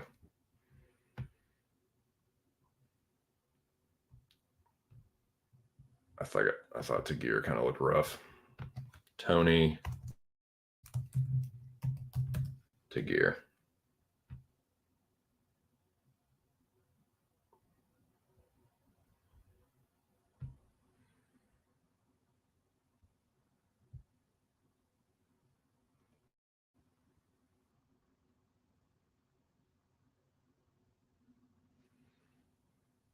So we got here Jimmy Flick versus Malcolm Gordon. It is autoimmune disease. Kelleher definitely has a shot. I agree with that. I'm worried about Cody wrestling ratting Kelleher because he has such atrocious takedown defense. And Kelleher doesn't have like an incredible chin himself, and Cody does kind of crack. Yeah, I was saying that for a long time. I agree with that, dude. I was kind of beating a dead horse with that, and I was kind of like, it's like, how many times do I have to fucking say this, dude? Like, yeah. But I agree. I definitely agree. Tony time, great. Cody fights scared. Now will be a snoozer. Yeah, I think that's a great shot for snoozer. Well, I'll be damned.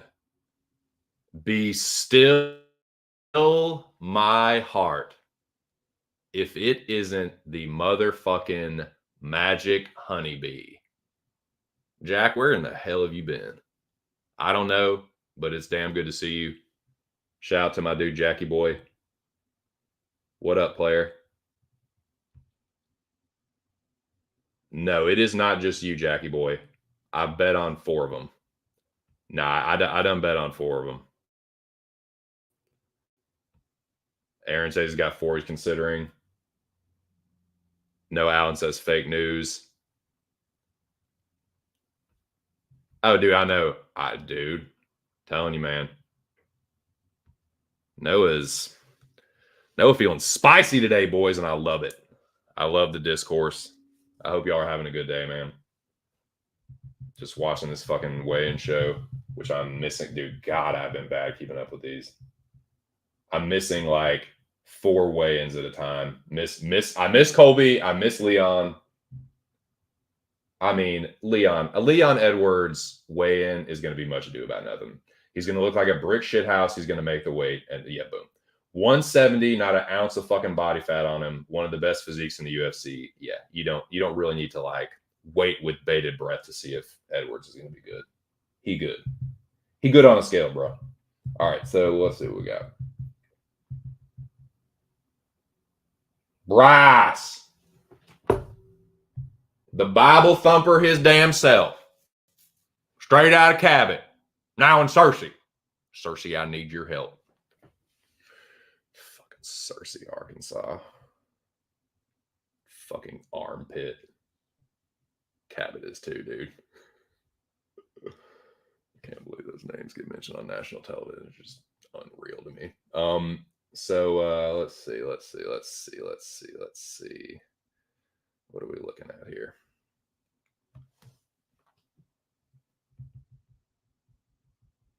Gotta get these in order. I think who is before Leon?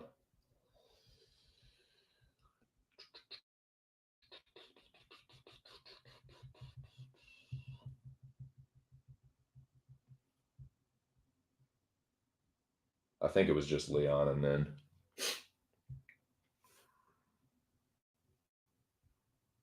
Leon and Bryce. All right. Wonder Boy and then Leon was up next.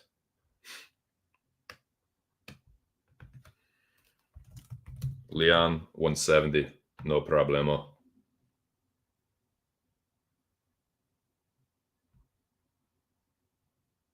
Save it, you piece of shit computer. Oh my God, dude. All right.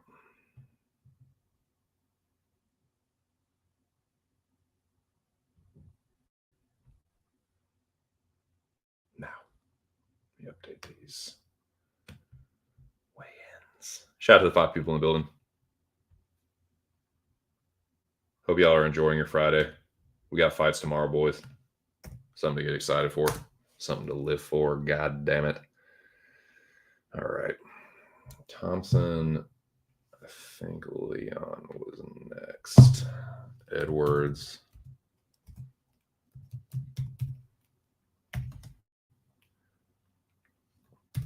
$170 on the button.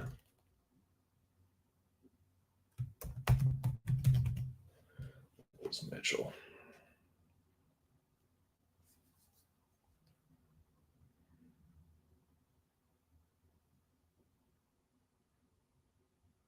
Shut up, Cormier.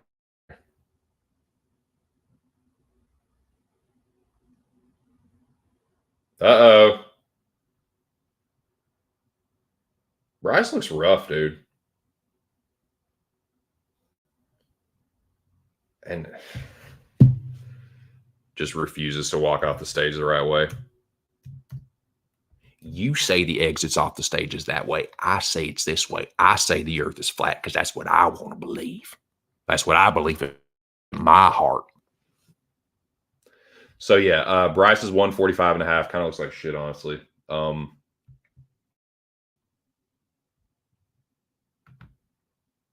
But I believe, no, we're not caught up. More corniness, corny. Laura being a bimbo, DC making dad jokes, Weidman chiming in, and then that other cheese dick anchor doing his corny shit. Yeah. Cheese dickery. So I think we're caught up. Looking rough. Tagir was the last. Oh, Mitchell, yeah. Rice looking like shit a little bit. That's what I think. But it doesn't really matter. He's either going to get clipped or he's going to wrestling rat Emmett. It's exactly what it did to Ige. Like, he got fucked up against Ige and then just held on for dear life. So it won't completely stun me if that's what he does to Emmett too. But, hey, man, Josh hits hard, and he's pretty fast for a big muscular dude like that. So I'm sorry, like Bryce's striking skills are not like Ilya Topuria. So I don't think that's just because Josh got fucked up by Ilya. I don't think that's going to happen against Bryce. Like Bryce is either going to have to rat him, which he can do, or he's going to get knocked out. Like if Ige's hurting you like that, like Emmett hits harder than Ige. I'm sorry, he just does. So I don't think Emmett is a bad bet at all. I think he's a super duper live dog. And I actually have a little something on Emmett, which we'll get to here in a second. But yeah, I think Emmett is super duper live for a KO. Oh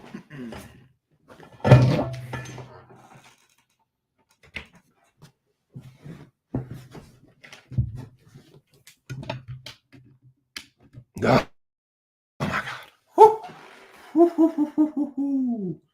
Boys, my computer just died. God, I am bad about that. I just saved my computer from dying. That was sick. Unnecessarily stressful, though. So, yeah, dude, I think Emmett's live. I think Emmett is live for sure. All right, we're caught up.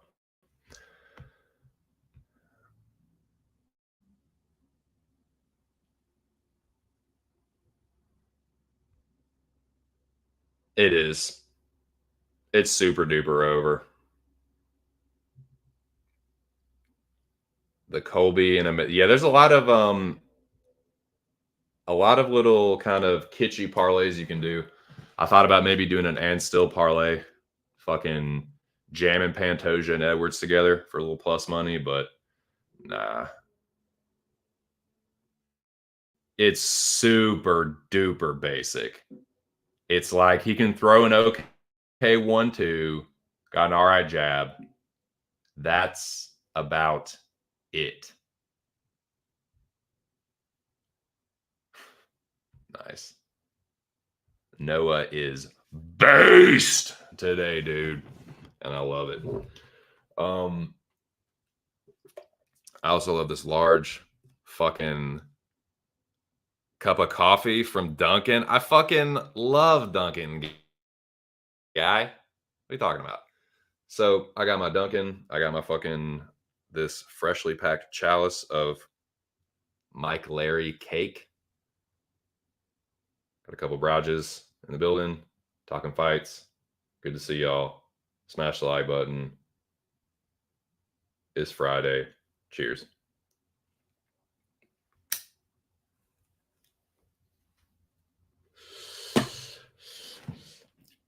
Laura, you succulent bimbo whore.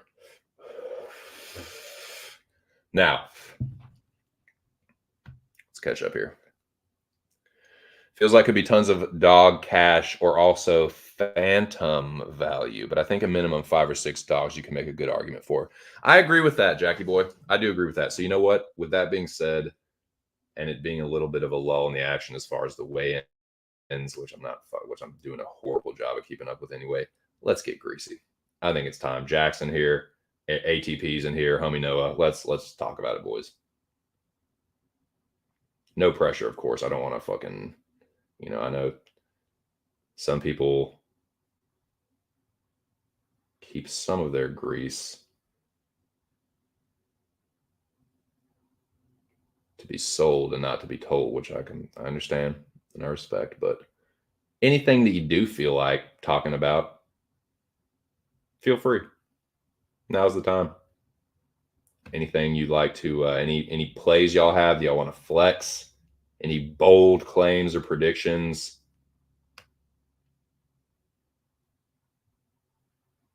Let me know. And I will let y'all know what I am betting. And before I do that, I want to remind everyone of what this is.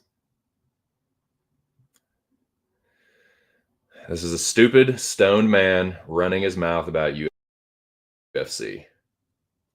I make my picks, I make my bets, but I'm not telling you what to do.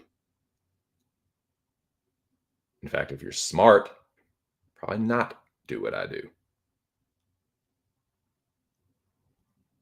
This is not advice. We're just shooting the shit here. Bet responsibly, call that number if you can't. Technically speaking, though, I'm up. Technically speaking. Anyways, I had bet Muslim Salikov he was going to chin check that fucking flake Randy Brown, but the dude backed out of the fight. So Randy Brown's got a little tummy ache or something. So fucking that got cashed out. And I took that cash out and I put it on another dog.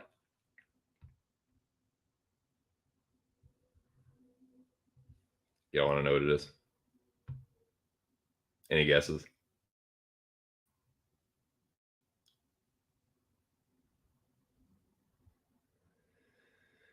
Yeah, it's like, dude. Yeah.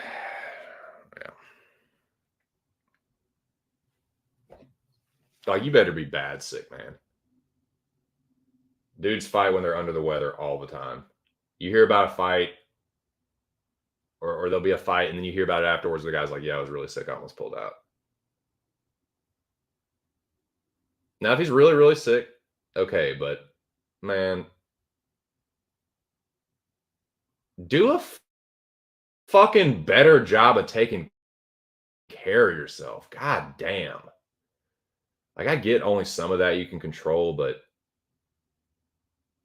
stay the fuck from around like super sick people if you're like days before your fight.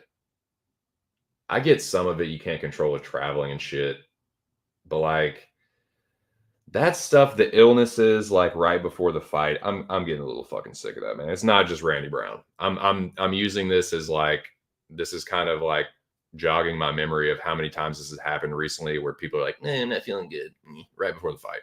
It's like, what are y'all fucking doing out there? What are y'all doing?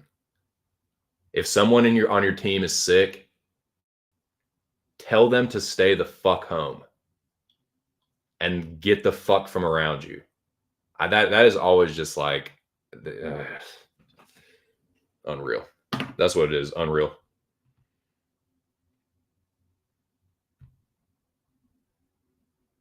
Dude, seriously. For real. I mean, I was really sick earlier this year. I fucking got COVID earlier this year, so maybe that's what it is. If he has COVID, I mean, fuck. But dude, he 1000% ducked Luque. Yeah, and no, dude, thank you for bringing that up. I almost forgot about that. Fucking Ian Gary did that shit too. So again, I'm not trying to pick on Randy Brown. A lot of fighters are doing it. Who was the other? Some chick fighter did it a week or two ago, like right before the fucking fight. I'm sick. God damn it. I don't know, dude. Why not? Exactly. Why not? You're in the same fucking weight class. You were both ready for a fight. You can both fight, get your show money, and one of you can get win money. And if you put on a banger, you might both get 50K. In fact, I think Muslim versus Luque is a better and more competitive fight than the other two fights, respectively. I'm sorry, like I think Luque was live, but there ain't nothing to say that Ian Gary wasn't just going to tune him up. Like, Luque's a punching bag, man, and he always has been. He was at a huge reach disadvantage there. Now, you can make the same case for Muslim, I guess. I'm sorry. I think Muslim was going to knock out Randy Brown. I think he was going to fuck him up. And I don't know. I just think Luque versus Muslim could be a banger, dude. I don't know why they didn't make that. I don't know. You would think, like, if both of them really, really wanted to go, and they're like, I need this fight. I've sacrificed all this time and energy. It's like, hey, there's a dude had the same shit happen to him. You would think. Yeah, exactly. Dude, y'all are both right. I don't know.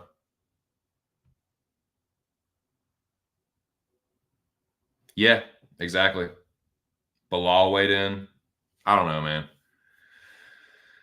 I think so too. I was tempted to bet Luque at the number, but like he got tuned up by Barberina, man. Like Luque, I like Luque, but he's a brain damaged ass motherfucker, and he's a punching bag. And like, dude, I don't know. I don't like Gary as a person. Like I think he's really cringy, and yeah, the cup thing doesn't help him, but like as a fighter, I think he gets a little overhated on. Like he's gonna get knocked out, but I don't think Luque was the guy personally. I think Luque was gonna get tuned. It was gonna be like a Gary decision. But him versus Muslim, I think he has a better chance of winning. He's not at the reach disadvantage. He's not at an age disadvantage. He's actually semi on the same level of freshness, sort of, kind of. Gary's way fresher than Luque. Muslim, not so much. Muslim been chinned a couple times. And he's taking a lot of damage, and he's fucking my age. So, yeah, I don't know why they didn't make that. I don't know. It's weird. Perhaps you're right, Noah. I don't. Yeah, again, I don't think Luque was the worst dog bet in the world, but I personally, the more I thought about it, I was going to end up picking Gary.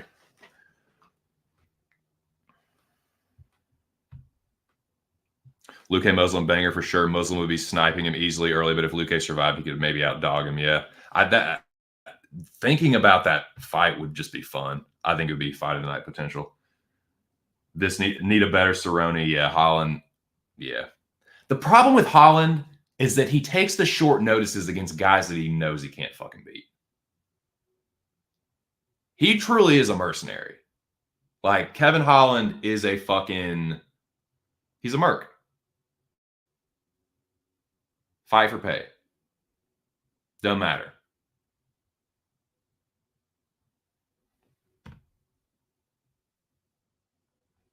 Gary tuned up by Song and Jordan Williams. Yeah.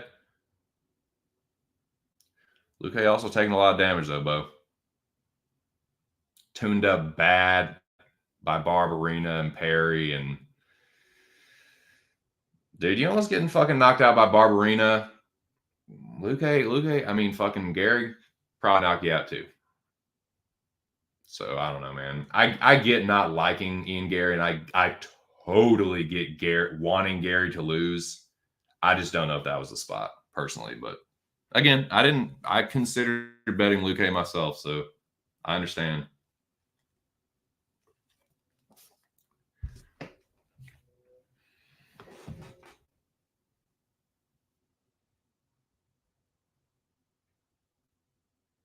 Luque just eats punches with his face, though, and Gary starts boxing him. Probably gonna get busted up, but it don't matter because it ain't happening. It don't even matter. What fights have we not talked about that we need to? No, we're getting greasy. That's right. Forgot. Lest I forget. Excuse me. Getting greasy, boys.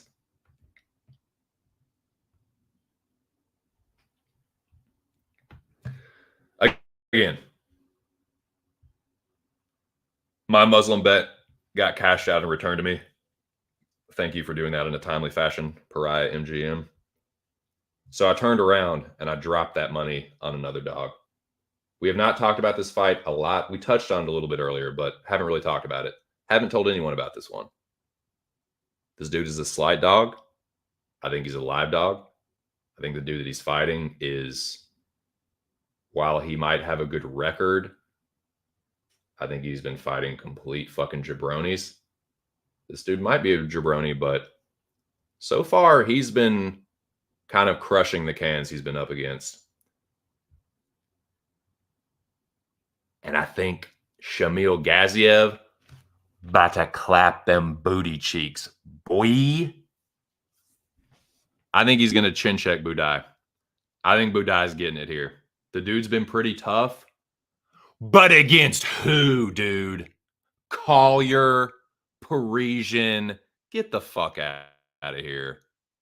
He ain't been fighting fucking nobody. Ain't none of them worth a fuck. Maybe Gaziev ain't either. But you know what? The dude fucking hits hard. I know that.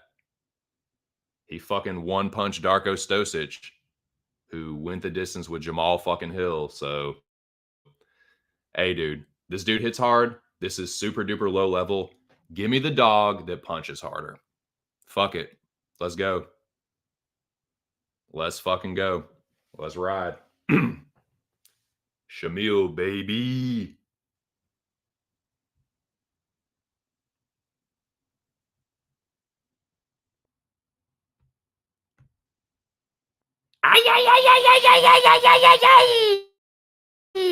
Let's fucking go, dude. Let's fucking go. It's atrocious, man. Like scraping the body. Can y'all hear that? That's the sound of fucking booty scraping the bottle of the barrel. The bottle of the scraping the bottom of the barrel. The bottles in the barrels. Scraping the bottom of the barrel. Shamil coming up out of the bottom of the barrel. And he's gonna one punch that motherfucker. Maybe not one punch him, but he'll crack him. Boudet will do the fucking stanky leg, and then one more will finish him off. First round KO. Let's fucking go. Let's go, Jackie boy. Let's rock. Let's ride. Let's toke.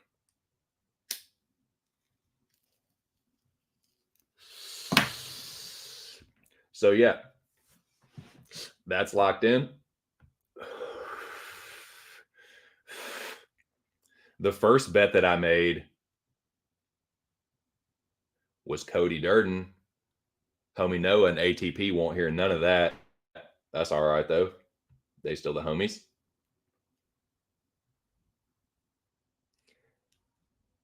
Oh, we're definitely riding with Minifield, Bobo.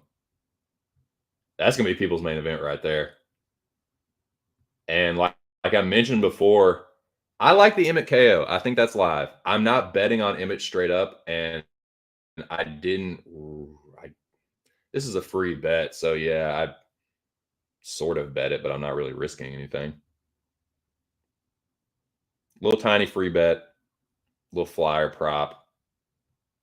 I think that's his path. I really don't. I don't. In theory, you would think Emmett could win a decision by having the bigger moments.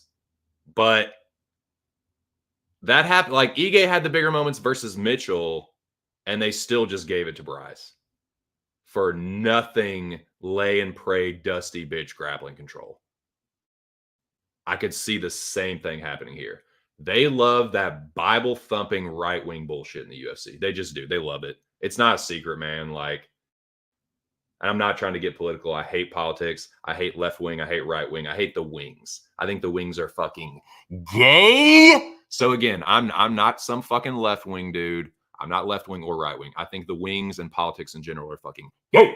But they love right wing shit, and Bryce is all about that. My point being, if it goes to the cards, they're pushing Mitchell. We are in the WWE era. That is the storyline. Bryce screaming about Christ is king and all that shit after he wins and saying a bunch of crazy, nonsensical flat earth bull. Like that, dude, they eat that shit up. So with that being the case, I think the KO, while being live, I think that's his most likely path. So yeah, let's go.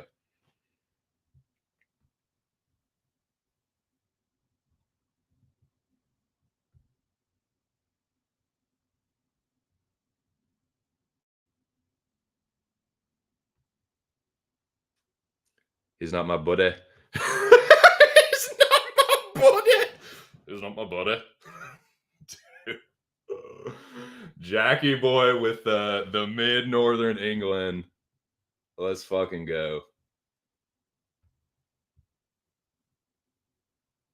Durden chilling on my considerations list. Ulanbek off his ass. I think he's overrated, man. I think that line is literally because of his nationality.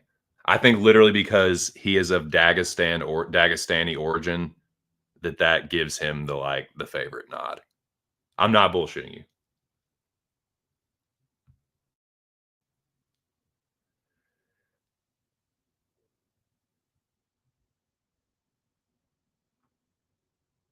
God, my computer's being slow, dude. I'm sorry. I'm trying to pull this one up. He does have a couple subs, though, and Durden is susceptible to. Yes, he does, because Durden grapples. He's a rat. They're both rats. Durden could get choked. It could happen. But he's the dog, so let's go. Freedom! Yeah, dude, political parties are super homo. And not in a good way. Not in a good homosexual love kind of way. I mean, in a fucking just namby-pamby, old English, frolic through the fields and write your fucking lover a poem kind of gay. Emmett does stand around doing a whole lot of nothing at times, though. So, yeah, like he can be low volume and kind of Emmett kind of low and looks for the home run shot. He can kind of be KO or bust. But I think that KO is super live, man. I think Ige kind of exposed Bryce's chin. Not that Ige is pillow-fisted, but against elite competition, like Ige's power doesn't really shine through. Like I think he's not pillow-fisted, but I just don't think he has the one-punch power that Emmett. Like I really think Emmett could one-punch Mitchell. Could, potentially. It's a good point, too. That's a really good point. So another one of those where it's like, you can look at it both ways. You're either glass half empty or half full, depending on which fighter you're backing. Probably like for Bryce, if you're on the Bryce side, you could be like, well, yeah, it's short notice, but Emmett was preparing for a striker. If Mitchell rats him, he's probably not going to be as ready to deal with that. On the other side, hey, Emmett was preparing to go 3 hard rounds, and Mitchell's just hopping off the couch.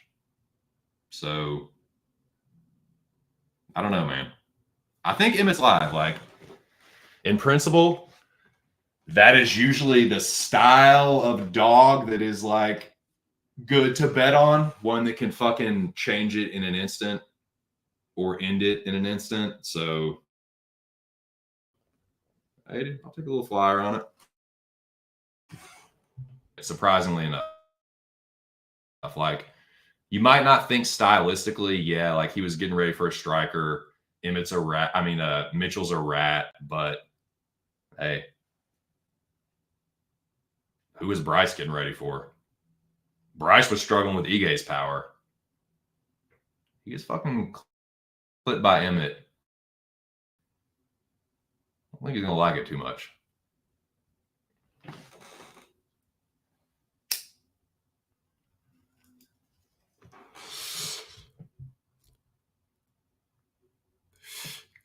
But yeah, political parties are super gay, and Emmett's super live.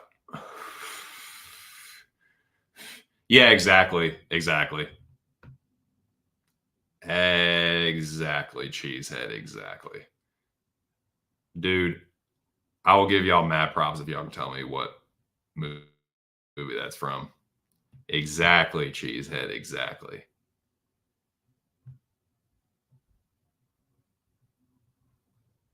Without looking it up.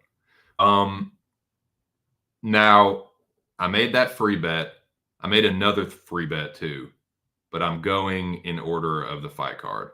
So my next bet was as follows.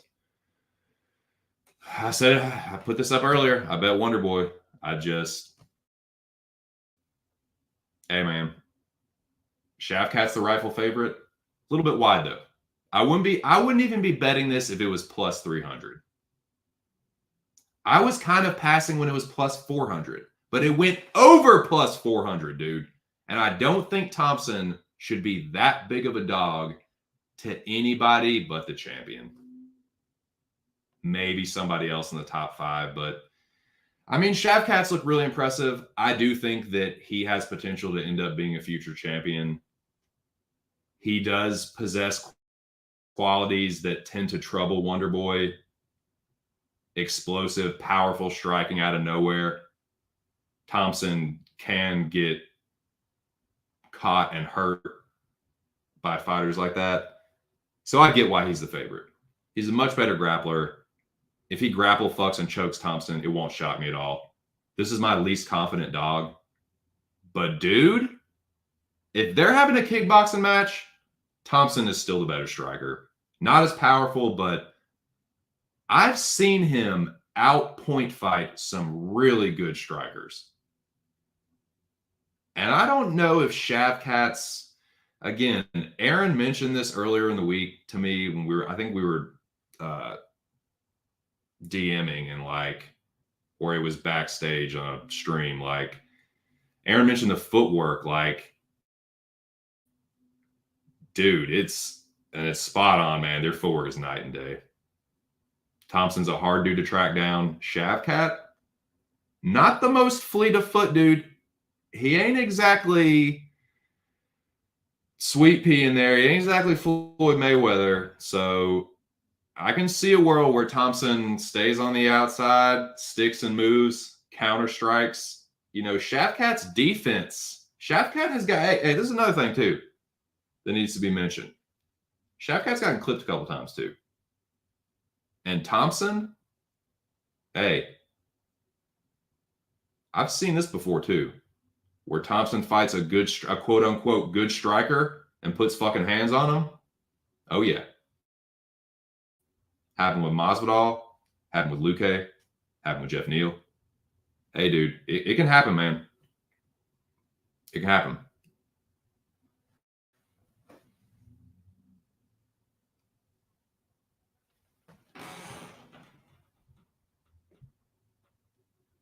Not saying it's going to, but hey, let's go.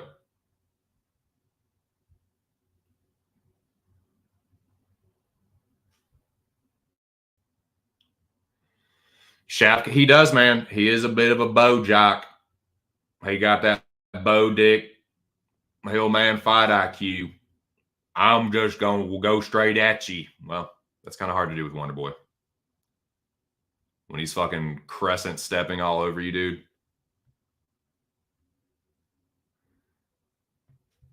Could be. No, I mean, you know I wasn't happy about that. You know I let Wonder Boy have a mouthful about that.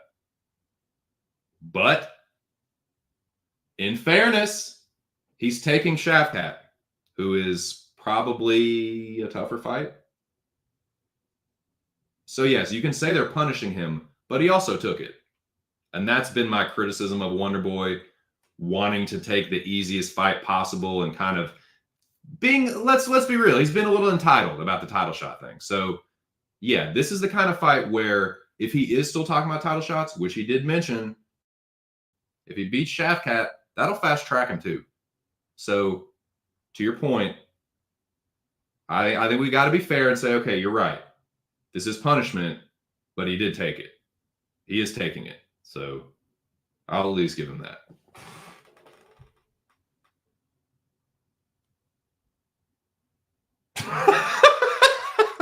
Fucking Colby, dude. He just spraying the block. Wonder Boy's a show, motherfucking Leon, fuck your daddy's dead. It's like, God damn, Colby. You don't care about nothing. You don't care about life or death or fucking nothing, dude. Talking all kinds of fucking spicy shit. Throwing jackets on people, fucking talking about people's dead relatives, just fucking wilding.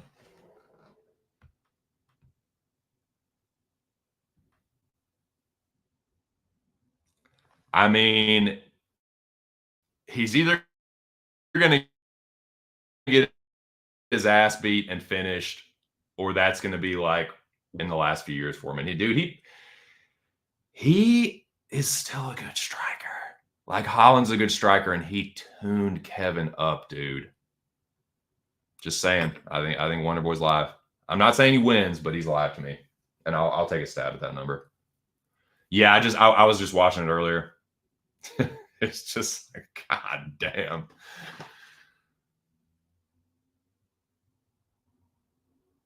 I know, dude. Talking about fucking Tony's like paranoid schizophrenia episode. Ruthless, dude. He did, man. It was just like and then Tony, like, they team up to do the America thing. It's like, what in the fuck is going on here? Holy CTE, Batman.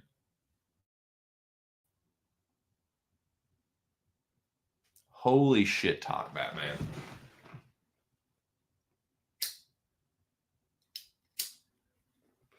Yeah, I don't even know if the weigh-ins are still fucking going on.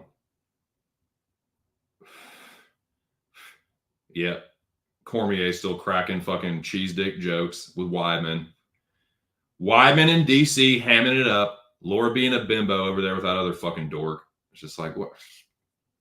God. The people that watch the UFC weigh-in show, this show that I'm talking about, and enjoy it, those are the same people where you ask them, like, hey, like, what kind of music do you like? What kind of music do you listen to? And they go, whatever's on the radio. Just whatever people tell me to like. That's what I like because they say to do it and I just do it. It's like, that's what I feel like the equivalent of this is. It's like the ultimate casual, like, fagotery.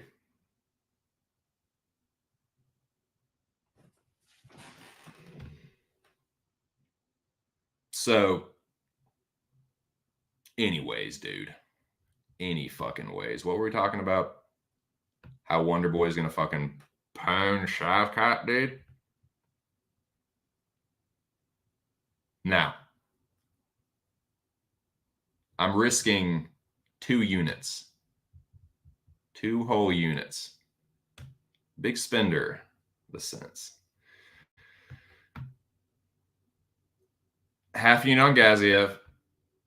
Other half of that unit on Cody. Half unit on Atomic Alonso. The other half of that unit is split between mostly Wonder Boy and this last little bit, which is a parlay. It's a fucking dumb parlay, too. But it's 2023. It has been the year of really stupid parlays for me. So I figure, in the spirit of 2023, to kick the end of this year off, I had to drop another one. This is my long shot. It's not a lottery ticket because it's, you know, there's scratchers that are worth more than what this ticket would be if it hits. But it would be a lovely little hit at the end of the year. It's a super duper long shot.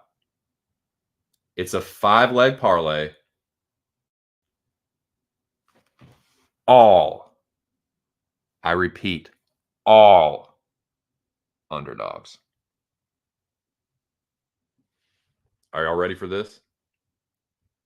Feast your fucking greasy little eyes on this underdog Voltron. These 5 legs form the greasiest fucking Voltron you've ever seen in your fucking life. I don't know if you are.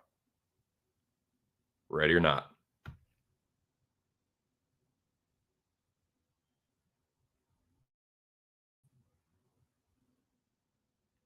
That's the big one, baby. We hit that, we go in Sizzler. Hey, you hear that in there? I'm going to take you Sizzler. Now, that's not the last bet I have. That's all that I'm risking, but I have another free bet. I had alluded to this earlier, but I liked this prop early in the week, and yeah, I think that there's a very high chance that it ends in split. Leon, you take the Usman head kick out of there. Who is that motherfucker finishing? Not a soul. Colby, we all know how pillow fisted he is. Dude can punch his way out of a fucking wet paper bag. I think there's a good chance that this hits the cards. Now, yes, there is a chance Leon could outstrike Colby. There's a chance maybe that Colby could outgrapple Leon. But I think this is going to be a pretty fucking close fight. The fights with Usman and Colby were pretty close. The fights with the last fight that Leon had with Usman was close. I don't give a fuck what anybody says. Leon had to cheat his little fucking ass off. It still hit the cards. And I don't care what anybody says. Usman rocked him in that fight. He did. And I thought that if that wasn't in London, man, those scorecards would have been a lot fucking closer. But, well, no, excuse me, that wasn't in London. I'm thinking something else. Or was it? I can't remember, man. In any case, I think it's going to be close. I think it's going to end in a split. It don't matter who wins. As long as I hear a cash it. Judge Jiro Comijo. Scores about it. 48, 47, Edwards. Judge Derek Cleary. Scores the contest. 48, 47, Covington. And so-and-so. Fucking Saul D'Amato. Scores about 48, 47, declaring the winner by split decision and whoever the fuck. As long as I hear a judge's name read, though, cash it. That's a little wide, dude. Considering how both of those dudes fight.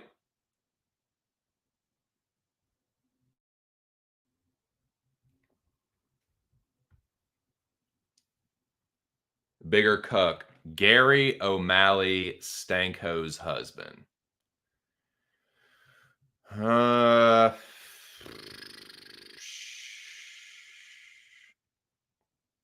O'Malley. The only reason I would say Gary, it's not the last name thing for me. It's the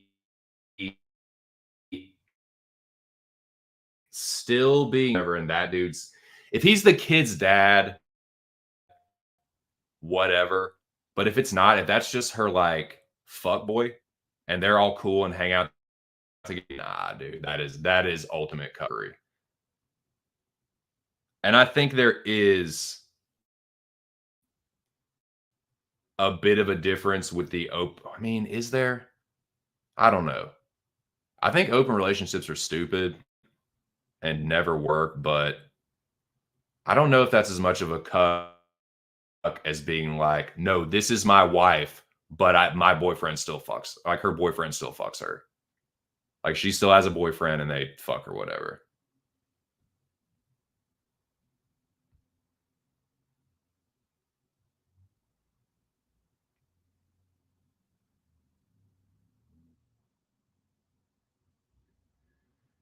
Yeah, but the open relationship, like O'Malley's kind of cucking her too. Like if he's fucking a bunch of other women, if they're both fucking on multiple people. Now, if they're like doing it in the same room, if O'Malley's watching her getting fucked by another dude, that is a true cuck. If you're just some dude in a relationship and your wife is cheating on you, technically that's a cuckold. You're the one being cheated on. But if it's an open relationship and you're both like fucking on other people and you just do it and you're just like, no, we're together the most or whatever, unless they're in the same room, I guess I don't see that as much. Not that I'm down with any of that shit, but like, I'm just trying to think about it objectively, like which is worse. I don't know, man. The whole like being cool with the fucking your wife's boy, nah, dude, nah. That is cuckery to me. I don't know. I think I'm gonna have to go with Gary.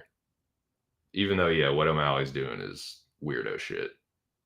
But yeah, if either of them is watching another dude fuck their wife, yeah, it's all just fucked.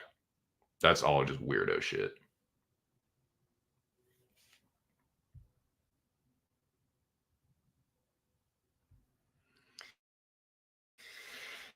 Yeah, I don't see it, man. I want Tony to win. I wanted to bet on the number, but dude, Patty's gonna fuck him up.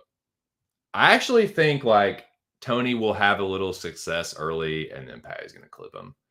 He's either gonna club and sub him or like ragdoll him and choke him. He will achieve full Goggins mode when he becomes a seal tomorrow and flops around a cage on his belly. Great. He told me to become a fucking seal, so that's what I did. Fucking seal. That's what I do.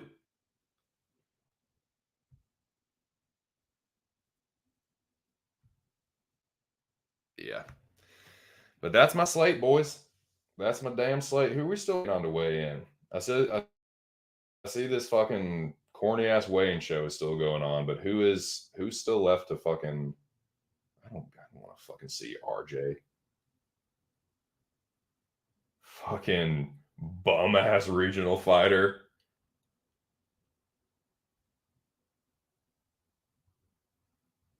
At least RJ is kind of funny. I don't think I missed much. Just a whole lot of them fucking just goofballs, dude. I know it's the pot calling the kettle black, but Jesus Christ, man, they are corny as fuck. They ham it up on purpose, too.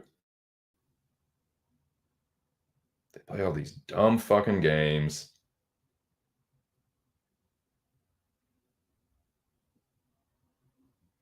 Promo. I don't think I missed much. Maybe one fighter. Who's still left to weigh in? I'm about to check MMA Junkie.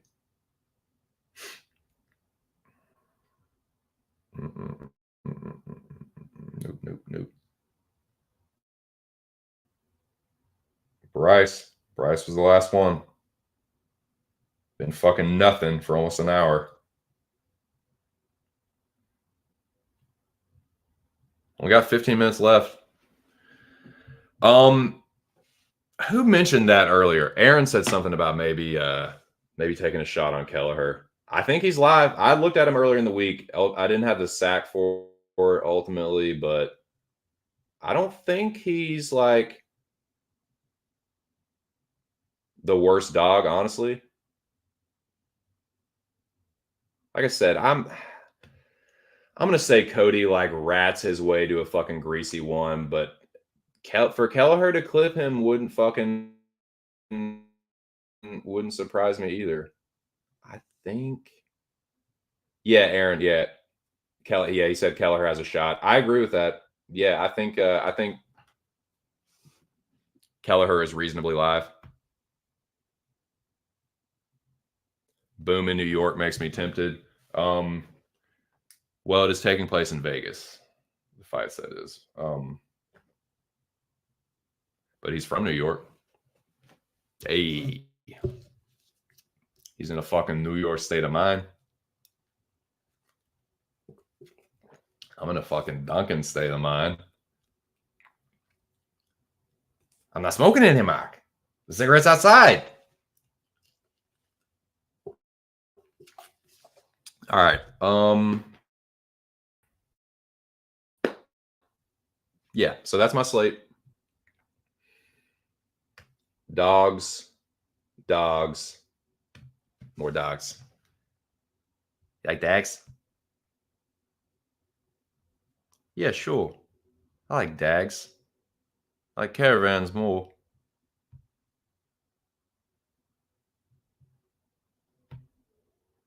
Let's fucking go. Emmett KO.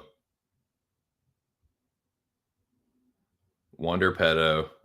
God, I can't believe Colby fucking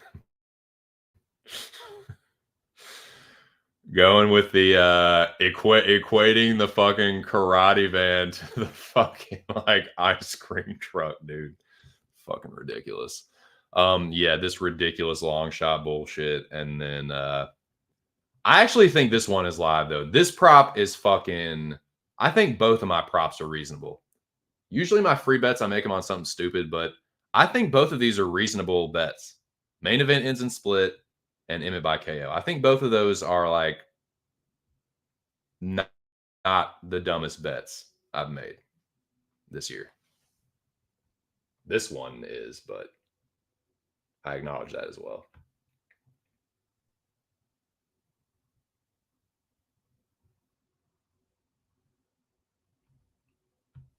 So that's what I got, boys. That's my damn slate.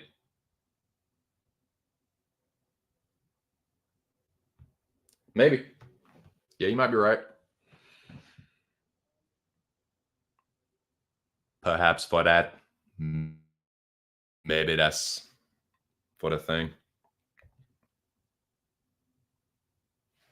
True. Like 2 or 3 times. Not like a ton. Once or twice. I think it depends on how Shavkat fights. Maybe Shavkat says, hey, I can get this old motherfucker.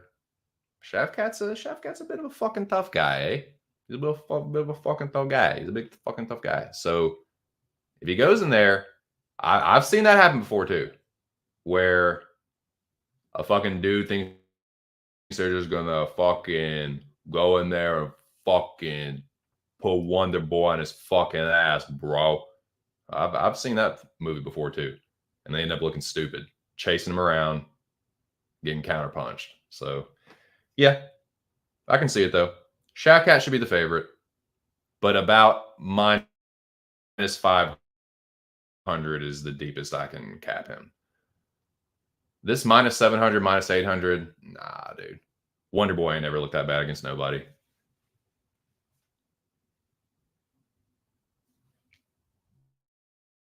And who is Shavkat beat, by the way? I was talking about this earlier. You know? Who's that motherfucker fought? Wonder Boy's beating better strikers. Now, he could get grapple fuck for sure. He could. He could. Again, rightful favorite. Should absolute, to your point, he should absolutely have the grappling advantage. For sure. I scrotes my goats understand that. I understand the take. I understand him being the favorite. There's a decent chance he's going to win too. But, hey, dude, plus 425 on a former title challenger. Yeah. It's not like he's been getting fucking run every single time he goes out there. Fucking hanging tough. So, we'll see. All right, here we go. Irene Aldana.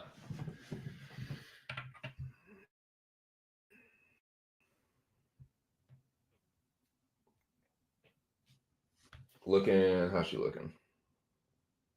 Looking a little crazy, dude. Looking like she's about to pass out or something. Great. I see Jeff Mullen calling for something. Great. It's a great in the morning. Excuse me. Uh-oh. Herding curtain time.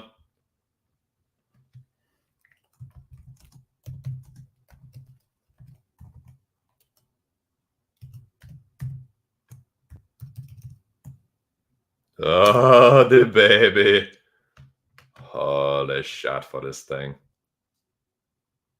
Oh, my God, for this.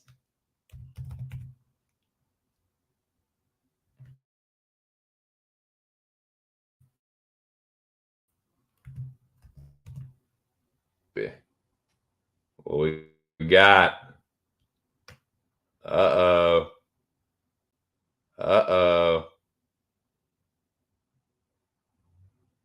Did she make it?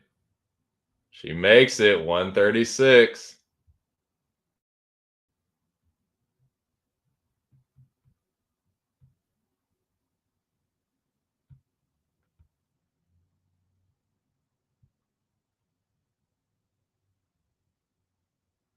She makes it. Yeah, he's my least confident dog, but like even when it was plus 400, I was like, that's tempting, but I don't think so. And then it went to plus. I was like, nah, dude, it's like plus 450 now. That's insane. And hey, if Wonder Boy hits, if he fucking wins, if he wins a greasy split, I'm in the money. I only need 2 of these dogs to hit to turn an ever so slight profit. And I think both of those props are reasonable too. So I think I got a decent. Again, I'm not going, even if I lose everything this weekend, I'm still going to finish 2023 with a little bit of profit. And considering how many dumbass fucking bets I made over the course of the year, I will take walking away with just a little bit of green. Even if it ain't much, I will take that on principalities.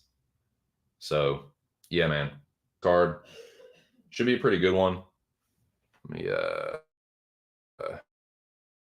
results, make them official.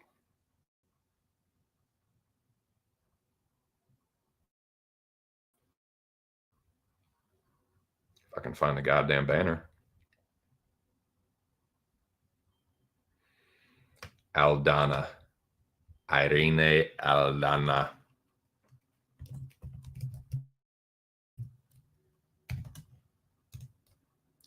Needs the curtain, but gets buck naked.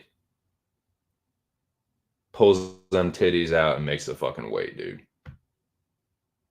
So congrats to her for actually making it. Get them titties out. These are your UFC 296 official weigh-in results. Shut up, Bryce. You hayseed fuck. All right. College educated, but thinks the earth is flat. College educated, but doesn't understand fucking 8th grade earth science. Wild. Unreal combo. So let's see what else we have to talk about here. I think the banners are updated.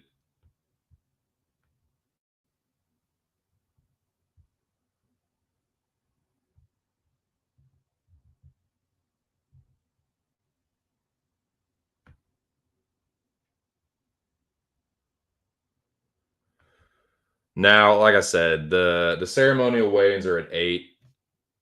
I thought about maybe pulling double duty, but the last time I did that, man, didn't nobody fucking show up for it. And I got like 20 views.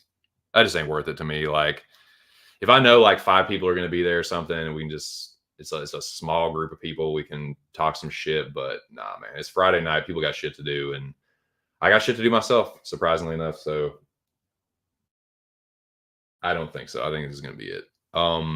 But let me update all these banners, and then I'll give you my fight picks, and we can talk fights for a little bit more, and then I'm going to get the fuck up out of here.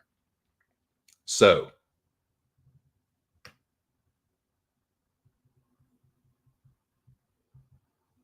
where is this? Here we go. Looking rough. Bryce and Irene is bringing up the rear with her skeletal ass. Looking like fucking Morticia Adams, dude.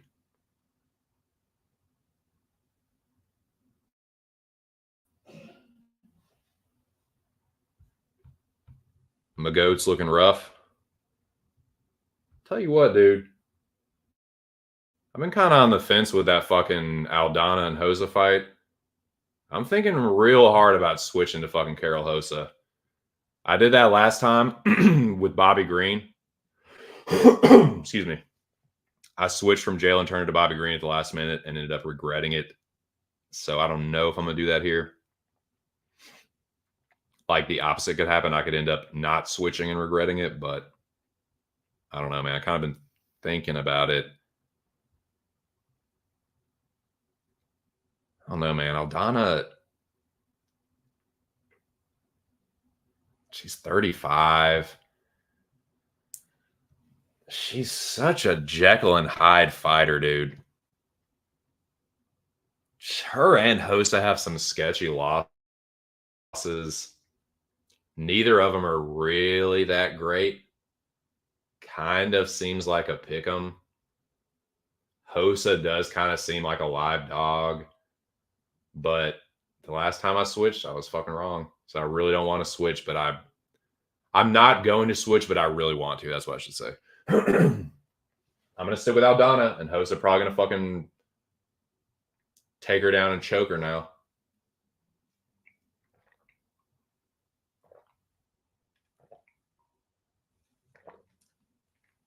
What do y'all think about that fight? I know we haven't talked a lot about it because it's not super awesome, but I guess matchup wise, it isn't like the worst chick fight that they've ever made. They're both like mid-level. So what do y'all think about that one? I think it's a pretty close fight to call. I haven't heard many people have strong takes either way. And I guess since we're here, like, let's fucking talk about it a little bit. What do y'all think about Hosa and Aldana? To me, there is no fucking way in the world I would bet on it. Dog or pass for sure. I actually kind of think Hosa's a live dog, but I don't know, man. She's also kind of a punching bag. Aldana does have hands. Hosa does not move her head, so she's kind of just like a lug, but I think she's the better, like, Irina's pretty much a boxer. I think Hosa's like has more weapons. I think she's probably the better grappler, but I don't know, man. I don't feel too strongly about either chick. Neither of them, they'll be at the level they're at right now forever. You know what I mean? Like, they're not necessarily going to fall off a cliff, but neither of them are going to be champion. I don't know, man. I don't think, like, a good loss aside, I don't think Aldana is some world beater. You know? She got her shot and did fucking nothing with it. I don't know, man. I don't know. Tough pick is what I'll say.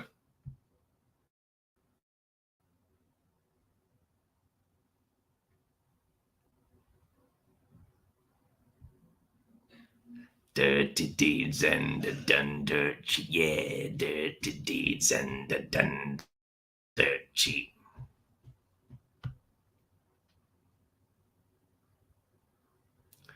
I might be asleep by the time they're on. Yeah. Jackie Boy dreaming about swimming pools full of magic honey. People's main event.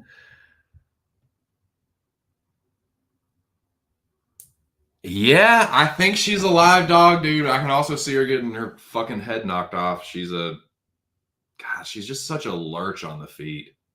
She's not a bad striker offensively, but I hate her stance. I hate her fighting stance and her footwork, and she just kind of plods forward and just gets lit up in some of these fights. I want to switch it so bad, but I do. If I know if I switch it, she'll lose. I'm gonna stick with Aldana. She made the fucking weight. She looked like shit, but she made same thing happened with Jalen Turner. He needed the fucking curtain. Blah blah blah. Miss whatever the fuck ever, dude. I'm taking Aldana. It's just a pick though. I can't put my money on that fight. I think I don't have the stones for it. I don't give a fuck enough about that fight. So let the fucking chips fall where they may on that one. I ain't gonna be part of it. Yeah, dude.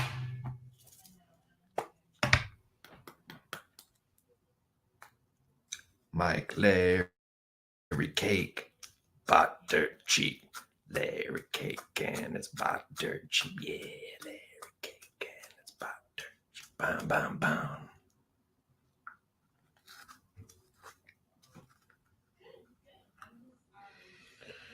Now, what are we looking at? RJ being a fucking ham bone. That's about it. hamming it up. What else is there to do on the fucking UFC show? Hey, be as corny and cheesy as possible while you're talking about these fights, and go.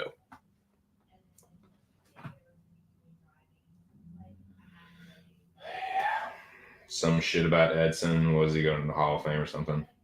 What are they talking about? They're talking about Edson Barbosa knockouts. Like, what's going on? What's the fuck for this thing? Okay. Enough about all that. Let's talk about these fights. I'm gonna go through these fights. We're just gonna talk about them briefly. I'll just recap them all, give you my picks.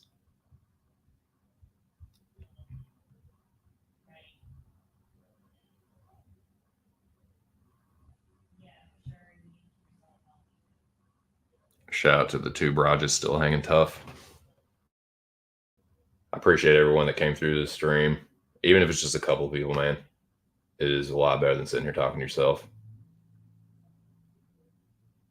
So I hope y'all got at least a little bit of enjoyment out of it. Help you kill a couple hours on a Friday. Where the fuck? Where's my shit, dude? What am I even fucking... Oh, yeah. Okay. Again, this one, Budai has to resort to cage pushing against the likes of Collier and Parisian. I think Gaziev is going to knock his fucking head off. First round KO, Shamil Gaziev. Let's fucking go. I'm betting him and I'm picking him. The more I think about this is unless Fili gets clipped, I don't think much of Almeida. Fili's experience, his well-roundedness, and like honestly his grappling. I think Fili's going to look like the way better wrestler here. Everyone's going on about Almeida's wrestling. Like, dude, Fili's might end up ragdolling this motherfucker. And dude, have you seen Almeida's takedown defense? Did you see Almeida's takedown defense against Pat Sabatini? Have you seen that dude like ever get off his back? He gets taken down. It's like, all right, you got me. Round over. Like, I think that could happen here. But yeah, I got to go with Fili. Not betting it. Again, I like a Almeida clipping and won't totally surprise me, but I think he's going to have to do that to win. I don't think Almeida is some like one-hitter quitter like Brito. So yeah, I'm going with Durden here, boys. I'm going with Cody as an underdog. Yeah. I think his resume is about equal with Tagir's, and I think this should be a pick'em. I think it should be pick'em. Tagir lost to fucking Zalgas. You know? That fucking jobber who can't put a fucking stamp on a fight to save his goddamn life. He lost to that dude. So, yeah, I think Cody is the better striker, and I think his grappling is, I think his wrestling is pretty good. Am I going to say his grappling overall is as good as Tagir? Probably not. I'll give Tagir the edge in the grappling and the submission. Cody's going to have to watch out for that. He has been submitted a couple of times, as Jack mentioned, and that's Tagir's most likely path to victory. I think if they're just fucking having it out on the feet, dude, I think it's Durden has a chance to knock him out. So yeah, I like Cody as a dog here. Maybe he gets ratted by Tagir, but I think he's going to have to, man. I think if Tagir tries to get cute in this one, I think he's going to get fucked up. So give me the dog here. USA, USA. So this one is actually a pretty tough pick, man. I'm going to pick Casey O'Neill, but Lipsky's live, dude. On the feet, I think that Casey O'Neill is a massively overrated striker. I'm not saying her striking is shit, but it's kind of sloppy, dude. I think her clinch fighting is okay. Like, she's kind of effective in the clinch, but Lipsky is kind of a dog on the feet. Her grappling sucks ass. If O'Neill goes to the grappling, I think she'll get her up out of there. I think she'll take her down, ground and pound her, or choke her. On the feet, though, if Casey tries to be a tough guy on the feet, Lipsky's kind of your Huckleberry, dude. I could see Lipsky tuning her up, maybe even knocking O'Neal out. I think Homie Noah's on Lipsky. I really don't think she's a bad dog pick. I'm kind of a puss when it comes to this one. So I'm going to go with King Casey. But I do think that it's a reasonably high ceiling, I guess, but I do think it's limited. Like, I don't think she's going to break through to be champion. Maybe when it's all said and done and Valentina's gone, and I think it's just going to have to be an age thing, though. So I think she could end up maybe, like, she's still pretty young, I think, right? Early 30s or late 20s. I don't want to talk out of my ass completely. I do that enough. So let me at least get something right here. Casey O'Neal.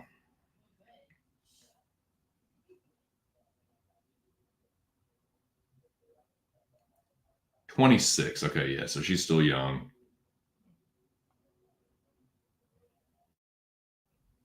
She lost to Jennifer Maia, though, dude.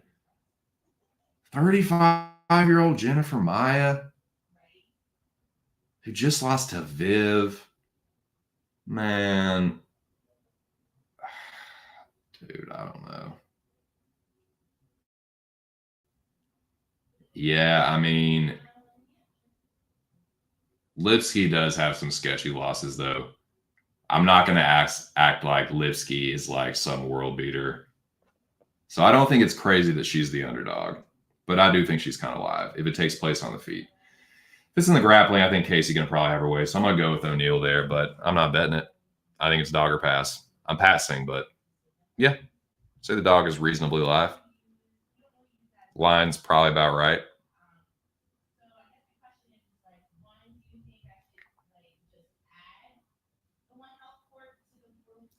Slut shame Stanko some more. I mean, yeah, dude. That's crazy. And the fact that people don't like hold her feet to the fire on that is insane. People want to, and fair play, want to drag O'Malley and Gary through the mud. That's fine. But considering how bad she basically got outed. Like, she basically, like, and that's, think about her husband, dude. Maybe he doesn't give a fuck. Maybe he's just a little cuck bitch. But, like, dude, it pretty much got outed. Like, say what you want about Megan Anderson, but she fucking spilled the tea on what happened. She was like, yeah, she was fucking Kraus while she was married. Gritty. So, yeah. She was a hoe. For show. So, yeah, it is what it is. She's a fucking dirty, cheating whore. This bimbo slut.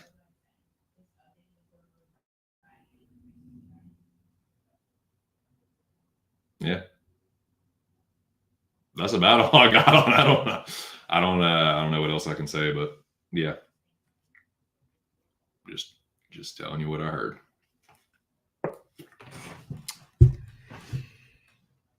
What if O'Neal is the next JoJo? Great. I got Almeida. Great.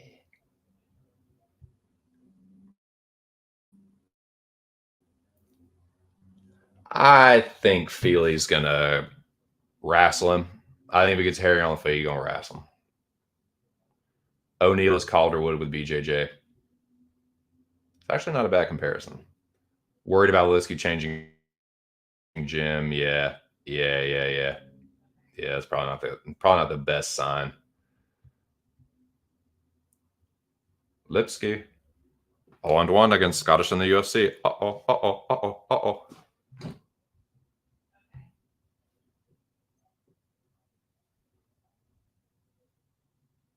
Feely ain't gonna feel a thing. Go to sleep. I have no clue, Jackie boy. I have no fucking clue. I know where I'm going to be at, though.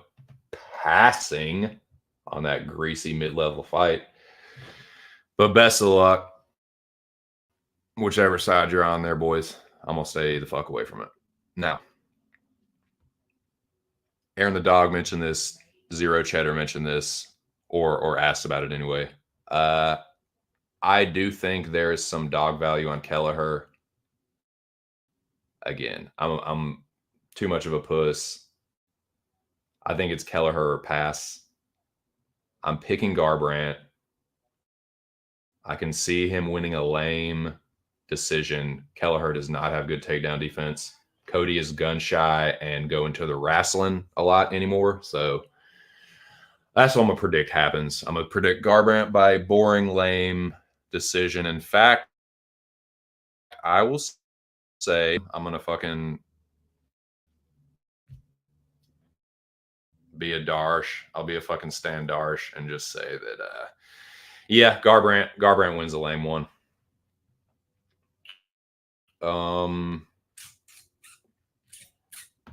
Again, I'm picking Aldana. Hosa likes to stand and bang. She does. She loves to stand in the middle of the octagon, completely upright. And I think Aldana is going to bust her. Not knock her out, but I think she's going to crack her in the face a couple times, win the moments, grease one out. I really don't give a fuck. If I end up getting the pick wrong, whatever, like, it just is what it is. My picks have not been great this year either, but I don't feel too strongly about it. I'm not going to stress myself out about like switching. Oh god, I hope Hosa wins because I switched my pick. That's no thanks. I'll just stick with Aldana. If she loses, cool. Don't give a fuck. Anyways, let's talk about a damn man's fight, boys. Let's talk about a damn man's fight. Shit. Jacoby Midfield. That's a Bobo banger fight, Bo. Hell yeah. Nah, man, I like Minifield. I like Atomic Alonzo. Tactical nuclear weapon detonation on the Hanyak's mandible. KO, club and sub. Atomic Alonzo, let's fucking go, boys. Cash it for the boys, Alonzo. I know. I'm sorry, boys. I'm sorry. I know I done talked all that shit about Bryce and what a fucking Cabot hayseed he is and Bible thumping, not even knowing fucking 8th grade earth science, fucking flat earth dumb fuck. All that shit I done talked. Look at me. Look at me now. Look at me now.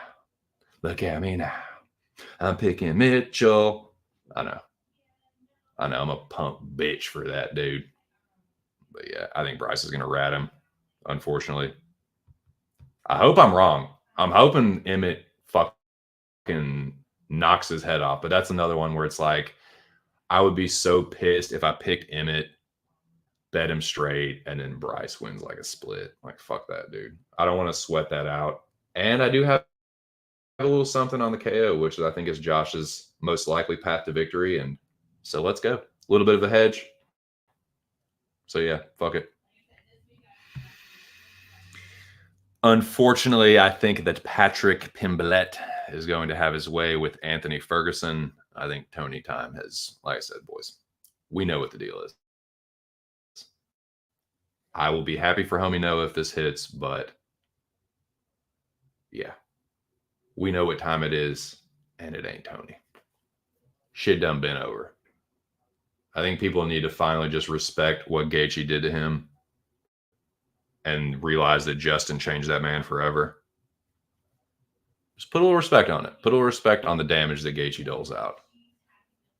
He fucks people's lives up, dude.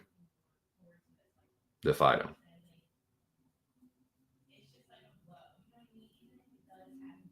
You know? Look at all the dudes that have been through wars with Justin. They aren't really the same fighters. Just saying.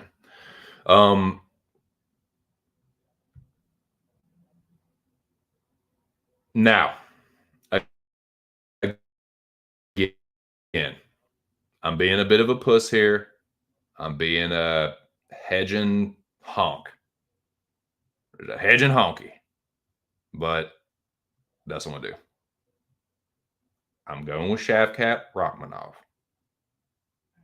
I think he is going to come down from the hills upon a steed, dismount, Mount Thompson, like Zero was saying. I do think that's probably what's going to happen, but I got a few shekels that says otherwise. I got a few buckaroos that says that Thompson pulls off the upset, but I'm going to fucking hedge like a buster. Whatever, dude. I'm picking Shavkat, betting Thompson, kiss my fucking ass. I was really looking for a way to like, not that you really have to look hard, but I was looking to like parlay Pantoja. I don't really feel too strongly about a method of victory, just that he's going to win. I'm going to give Royval respect in the sense that he could hang tough till the end. I don't think he will. I think he probably gets finished. I'm picking Pantoja, and I probably should have put, one of my free bets on Pantoja inside the distance, but I'm not completely going to count Royval out that he can hang tough. I think he probably doesn't. That's not really the fighter that Royval is. He kind of just like puts his eggs all into like the first round basket. And if he clips you, cool. If not, he's probably going to get finished.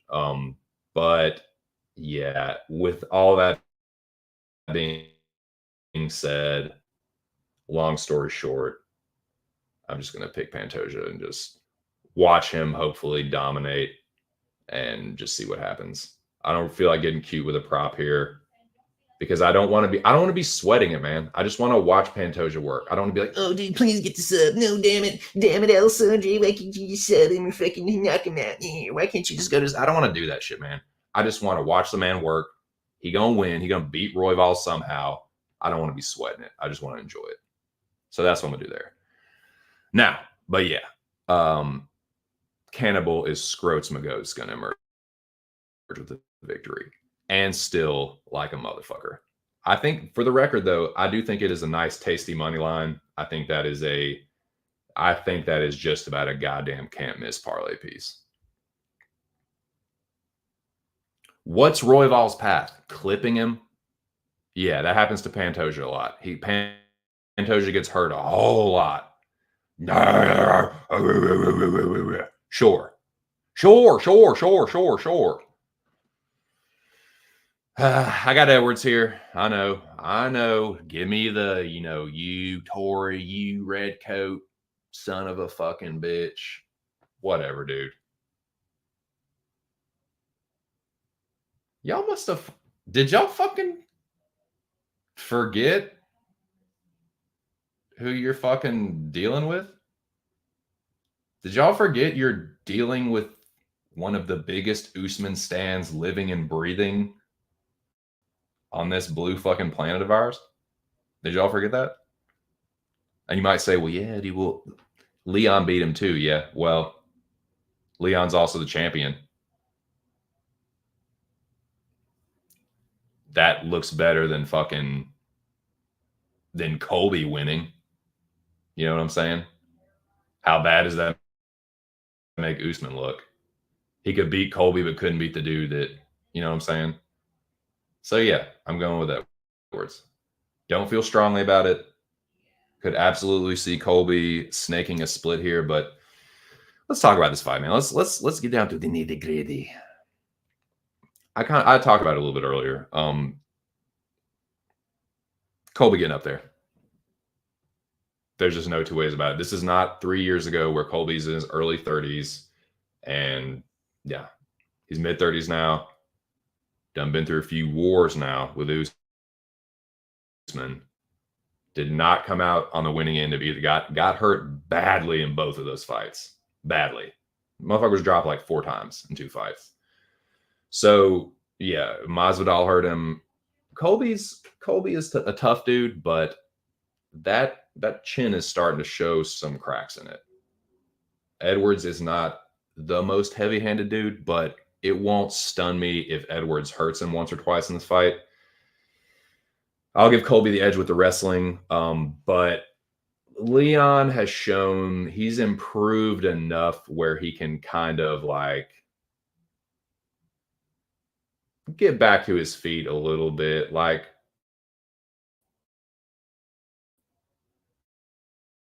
Colby, I would not call. I think Colby's takedowns. I'll say that. I'll say Colby's takedown ability is better than his takedowns and his cardio, and the clip that he works at with his striking are better than his like top control to me. I know that he's shown his ability to like stay on top of his opponents, dominate, find a choke or something, but just to me, I think his ability to get takedowns, chain takedown attempts together, mat returns, being sticky on people the whole fight, constantly staying in someone's face, pushing the pace, having crazy cardio, and like striking at a high clip. I think that's how Colby succeeds. It's not like taking people down and just having this fucking wet blanket grappling control. So my point is, I think Edwards can mitigate some of that and get back to his feet enough to where he can steal some rounds with heavier strikes, and we'll see, man. I don't feel too strongly one way or the other. So I don't really, it's kind of dog or pass, but I'm just passing. Just going to pass.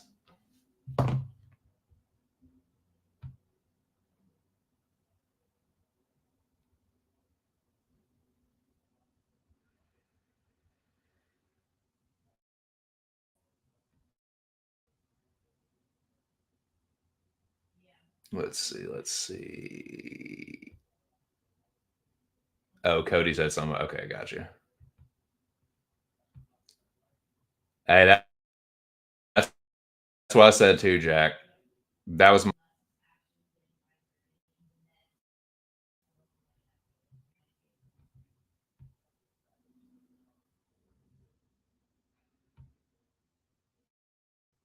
snoozer Aldana Hosa. I can see that. I hate Cody now. His prop was over under 30 and a half strikes. Last fight, he landed 26 in a win. Bookies knew.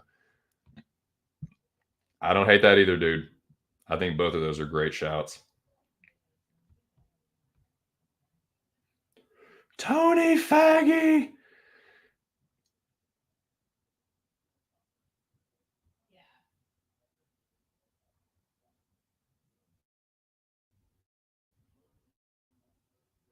God.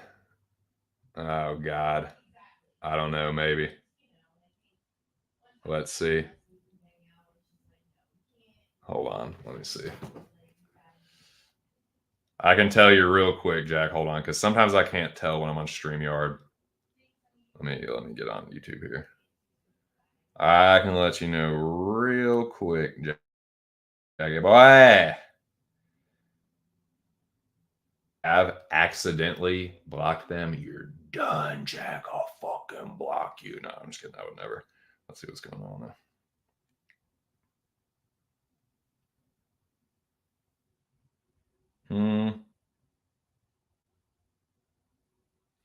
No, if you had hidden him and I went to 0 cheddar, I think it would say unhide. So no, I think they're good. He might have just dipped out. And you know, Lobby pops in and out whenever he fucking wants to. So yeah, him being randomly like gone and then randomly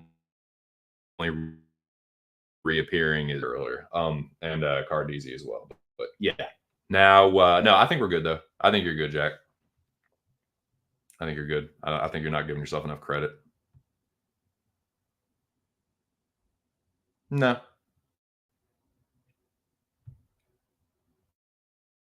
No. I think you're good. Gritty. Lord have mercy. Dude, he is good at it. He is good at it. He takes people down, they get up, and he's like, all right, whatever, I'll just take your ass down again. He's always just like, he like lets people get up, hit the mat return, get up, get to the body lock trip, get down, little ground and pound. Oh, they scamper back up. Oh, well, here we go again. Like that's how he fights. I thought about betting on Colby Dew, but I think that motherfucker in split decision, and that's all I need to hear. All I need to hear is Judge something scores about boom, good cash. So large buttocks. Sup. What is sup?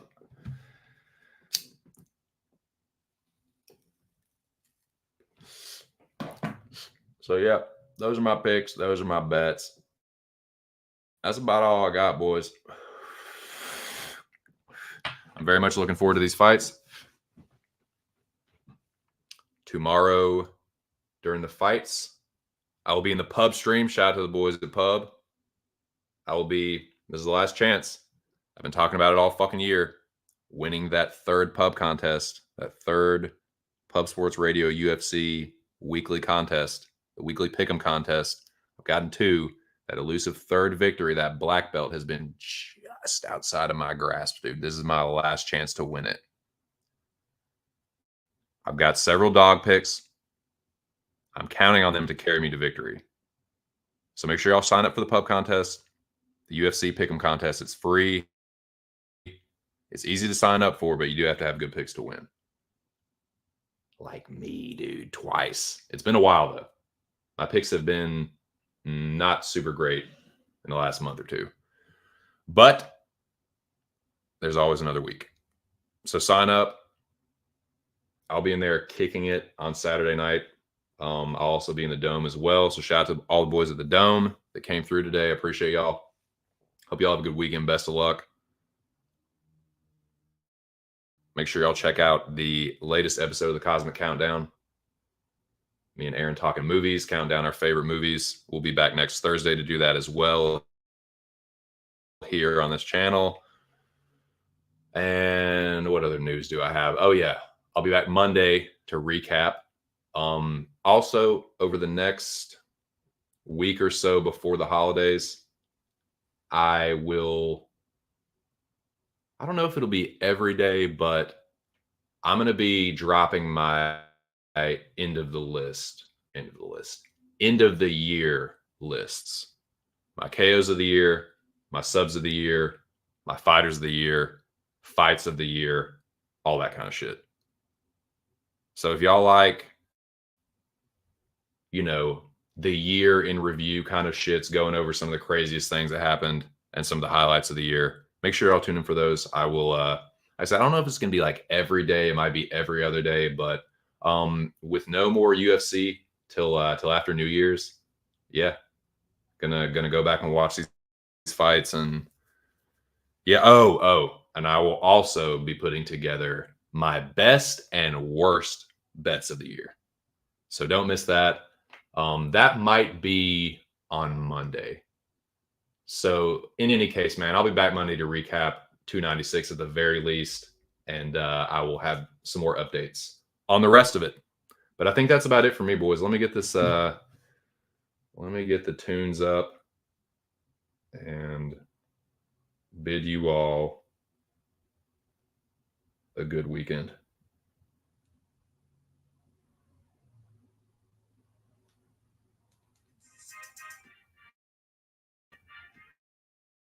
All right, boys. Decent stream, man. Thank you to everyone that came through. Y'all are the shit. Have a great weekend. Best of luck. Again, shout out to the boys at Pub. Sign up for the contest. It's free and easy, but you do have to have good picks to win. And I'm going to get that third victory, by God. I'll get that black belt. But yeah, man. Hope y'all have a great weekend. Best of luck with all your greasy little plays and all your picks if you make predictions. Let's all get rich. Let's all enjoy this last UFC card of the year, UFC 296, going down tomorrow night in Las Vegas, Nevada at the T-Mobile Arena. Shout out to Jimmy the Drunk. Everyone have a great weekend. Check out the Cosmic Countdown. Check out Why We Love Horror. I'll be back on Monday. I think that's all I got, boys. Good stream. Thanks again. Y'all are the shit.